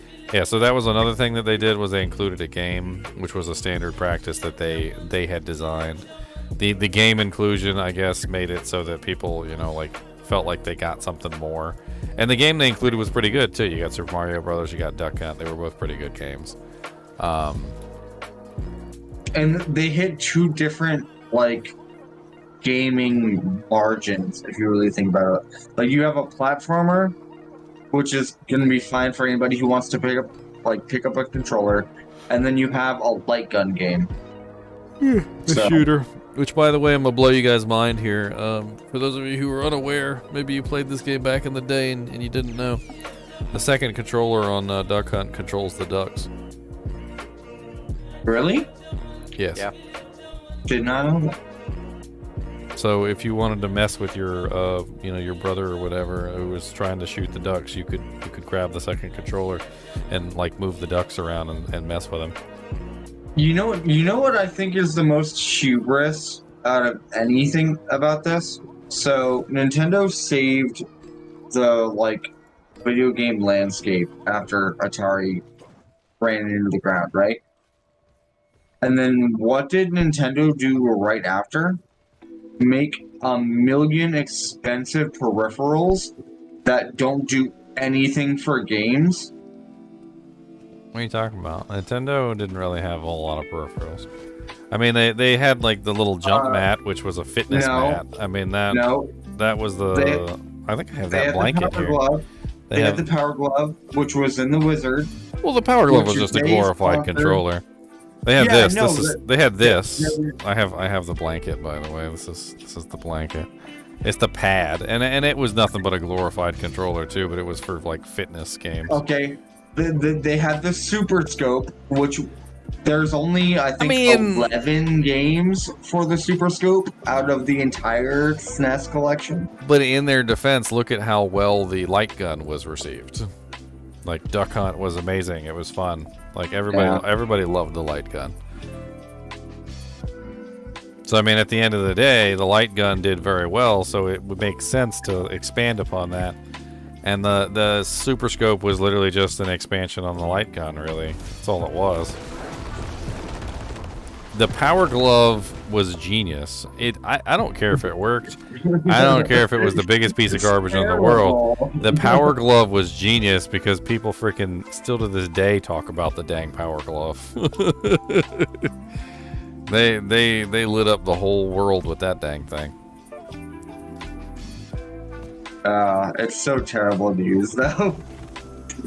It's literally only famous because of the Wizard, which is cool. I mean, I completely get it, but no, it wasn't just that. Like, Nintendo's made some pretty bad peripherals. I'm gonna look up Nintendo branded peripherals. Let's see what I can Honestly, pull up. they've made some pretty good peripherals too, though. I know, I'm not saying it's all negative. Let's talk about, like, some of the really good ones. The Super Game Boy was amazing. You could take the Super Game Boy and just plug that into your SNES, and all of a sudden now you had a freaking...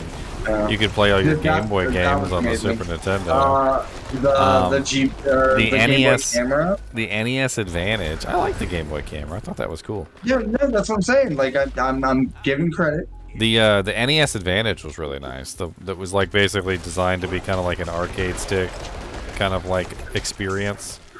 I loved using the NES Advantage.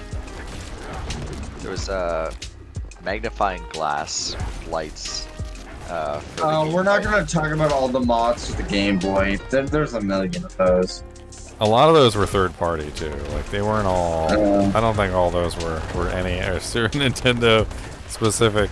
Although there was a Nintendo, there was a printer that you could hook up to the Game Boy. You remember that? Yeah, that was made by printer. Nintendo.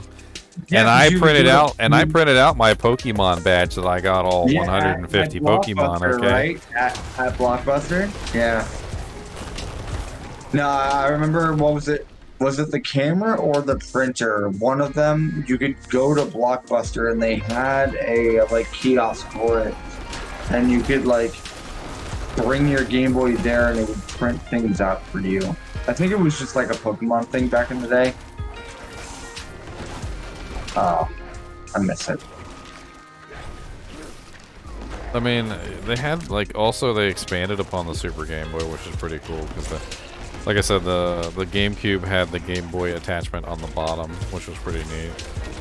I thought the freaking GameCube had one of the coolest little things.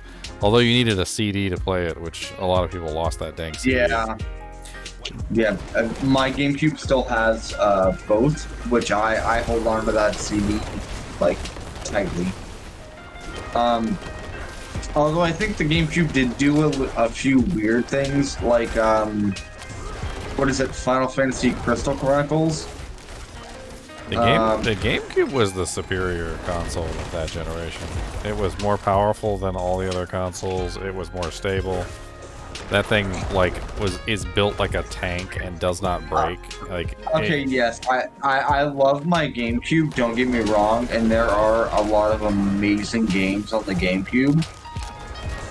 I don't think that when you look at all of their libraries that the GameCube wins out. I really don't think that. I think this, and this is my personal opinion. I think if any of those PlayStation 2 games made it onto the GameCube, they would have been better games as a whole on the GameCube than they were on the PlayStation 2. Yeah. Not only did the GameCube have a stronger processor and a better graphics card, but it was capable of 720p output, which the PlayStation 2 was not. So if you took the entire library of the PlayStation 2 and threw it onto the GameCube, you literally would have a superior system all around. It's actually, in my personal opinion, is that the fact that the PlayStation 2 won that console war between the GameCube and the PlayStation 2 is a loss for all of us, because we would have had 720p freaking games in that generation that we didn't get because the PlayStation 2, which was literally a piece of garbage by comparison, won the market and had all the games on it.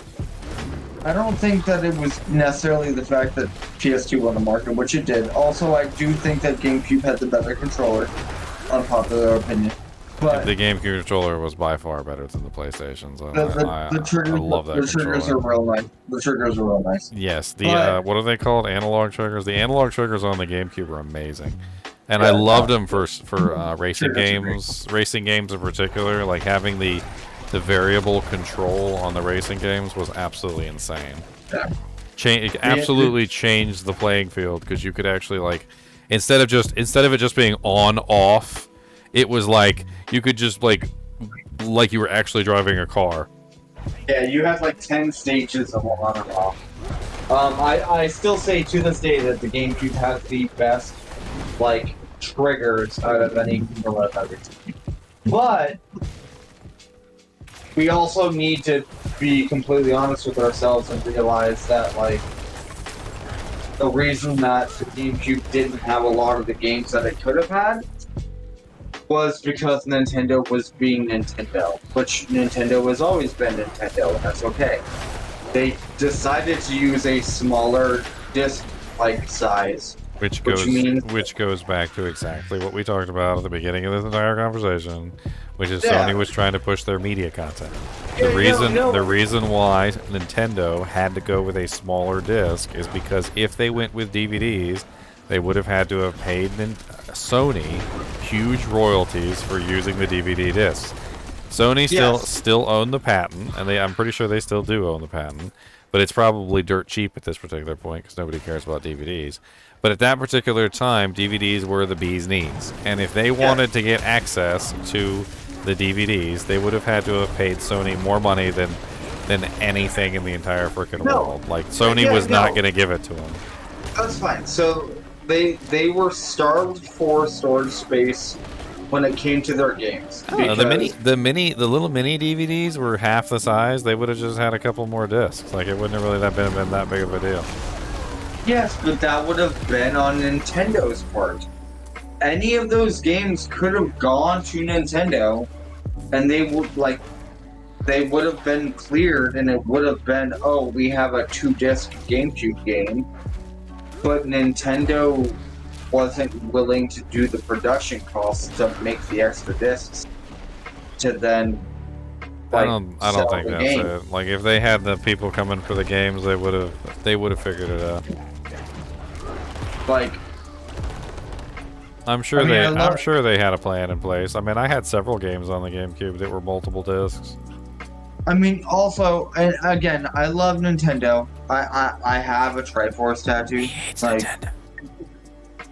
Love Nintendo, but Nintendo is very, very like stalwart when it comes to like what they want and what they don't want, because they know that they have the money to just like not deal with it. That's why their internet on Switch is terrible. Like online play on Switch, unless you have one of the like newer docks that has like line in, it's terrible. I never really had much trouble with it. They were okay with it when the Switch first came out because they were like, we're not here for online gaming. That's not what we want to do. I never really had an issue with the online play. It's a Wi-Fi connector. I mean, one of the main issues I found with the Nintendo Switch was it was usually in the wrong place. Like if you put it down really low, it has a bad signal. But like a lot of the times, you just take the dock and you put it up high, and the Wi-Fi is fine. But I did eventually go and grab the new OLED model with the better dock because I mean, like I'm a streamer, so and a gamer and a PC gamer at that. So like I know the difference, like just hooking it up with an Ethernet cable makes. It's like insane. But I mean, that goes for PlayStation and Xbox as well. Like if you hook it up with an Ethernet cable, you're gonna notice a huge difference in your online play, like just in general. But at the end of the day, Nintendo has straight up said they do not care about online gaming. They're like, online multiplayer is not one of our priorities. I cannot find this, DJ. I think I'm gonna. And I think that's crazy. I mean, I understand why. You want to do personalized experiences for people. You want people to have single player experiences that are really, really good, which Nintendo is really good at. They've done it for the last 20 years. Oh man. They're not trying to push multiplayer stuff, and that's cool. But I don't know. I just know for a fact that GameCube was #1, the most powerful system. It was number 2, the most stable system. Number 3, it was the most indestructible system, which was freaking crazy. Like, I think I remember the day that the PlayStation 2, the Xbox, the Xbox, just the Xbox, and the GameCube came out, and they had this guy was like on YouTube or whatever, and he had like one of each, and he's like, how many sledgehammer hits can each system take and still survive? And like, the GameCube's definitely winning. And like he freaking hit the PlayStation with the sledgehammer, and then like it was like in pieces on the floor. Like he tried to turn it on and nothing happened. The PlayStation 2 couldn't even take like one hit. The Xbox like took 2 hits, I think it was, before it finally stopped working. And like I think he hit the freaking GameCube like 4 times, and like I think at some point the tray popped off the top, the CD cover tray. That was like it. After like 4 sledgehammers hit, the CD tray popped off, and he like held the CD tray button down and it still turned on and played.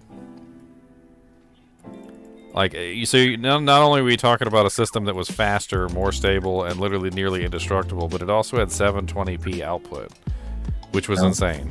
720p output at that time was nuts. And I mean, granted, there was a special cable that you had to have, but if the system had been more popular, that special cable would have been everywhere. I'm looking at, it's called the Vault, and it's the GameCube Vault. It's scans of every known GameCube disc in the world, up to 99.65 percentile. So there's 2,000 discs. GameCube has a lot smaller library than a lot of other. No. What do you think the top 10 games are? Metroid Prime. Metroid Prime's definitely at the top. It's number 5, or no, hold on, 1, 2, 5, 6, number 6. Yeah, I mean that's definitely near the top. I mean, there's a couple ones that are gonna be like near the top no matter what. I'm trying to think of my personal favorites, because I know my personal favorites are usually at the top as well. I'll give you the overalls early, and then give me the ones that you think are the outliers. I don't know. I'm trying to think. We have you go first. I was never really into racing games, but you're gonna say F-Zero? Yeah, F-Zero's number 1. It's number 1. Yeah, I never really cared for the racing games. I can see that though, because there's F-Zero has like a cult following that like always baffles me. I watch people play it, and I'm like,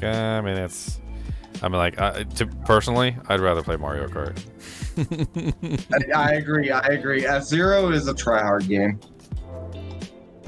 If it's one of those things that you're really into, then for sure. Like, I've seen people who are really good at F-Zero, and I'm like, holy shit, you're crazy. Ooh, sorry. You're crazy. But, like, I've never been able to play that game, and actually, my guesses would be, honestly, Super Mario Sunshine, Mario Wind Waker. I mean, Mario Wind Waker. Zelda Wind Waker definitely is probably up there near the top. I think Twilight Princess was on the system. Paper Mario is probably on there. Smash Brothers probably on there as well. Pikmin was actually pretty good. I like that. That whole series was actually amazing. I actually played both of those when my girlfriend was watching. She's like, I like these games. These games are good. She's like, I like watching you play these games. I'm like, I like playing these games. I don't even remember. Like, there's so many different games on the systems. I often like mix together the Wii and the GameCube games as well, which kind of pisses me off. I think Luigi's Mansion was on the GameCube as well, which I'm pretty sure that it was. I'm pretty sure that's one of the, I'm pretty sure that's one of the top ones as well. I can't remember. It's been so long. Alright, so this is people who have downloaded ROMs. We'll do this month, and then we'll do all time. So this month is Super Smash Bros. Melee, number 1, of course. Wind Waker, number 2.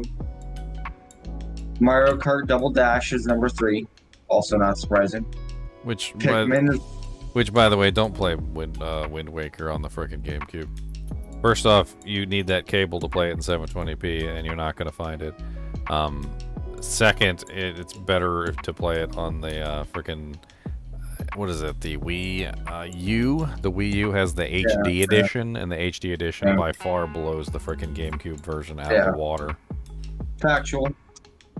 Number 4 is Pikmin. Number 5 is Luigi's Mansion. Very good game. Very good game. Number 6 is Super Mario Sunshine. 7 is Twilight Princess. 8 is Paper Mario 1000 Year Door, which I still think is the best game on GameCube, by the way.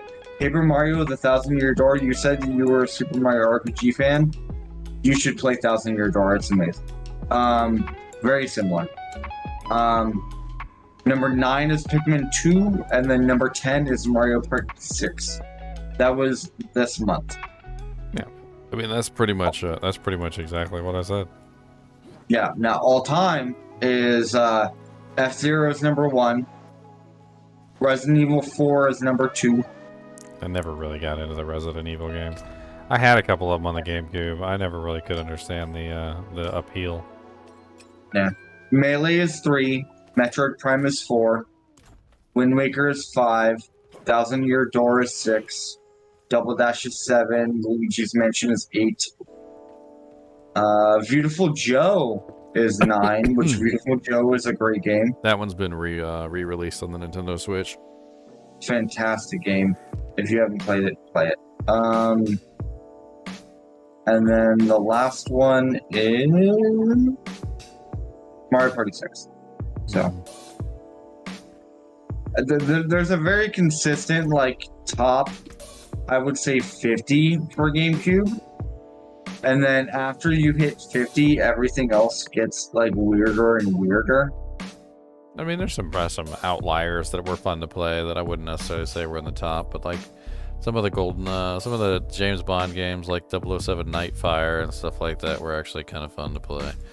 There's Wait, hold on. Wasn't Nightfire on N64? No, Nightfire was a GameCube game. Nightfire was like the one after that. There was a couple James Bond games on the GameCube. Oh, you were right. Nightfire was like the spiritual successor. Tomorrow Never Dies was also, I think, on the GameCube. There was a bunch of them. Did you play Beyond Good and Evil? Yeah, Agent Under Fire, that was up there too. Rogue Squadron, that was really good. The Rogue Squadron 1 was on Nintendo 64, and Rogue Squadron 2 was on the GameCube. The Rogue Squadron series is amazing. Very good, like Star Wars space kind of shooter-ish kind of games. Alright, man, I think I'm gonna call it a night. It's like 4 o'clock. I'm gonna get some sleep. Start again early tomorrow. Good luck on your drops tomorrow. Eh.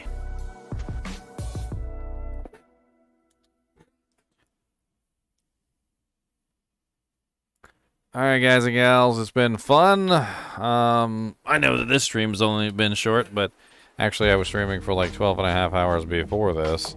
So, I've been streaming for quite some time today. I'll be on tomorrow, though, I promise. As always, I appreciate you guys and gals watching my videos, even when I stream for like a million hours. And as always, keep watching.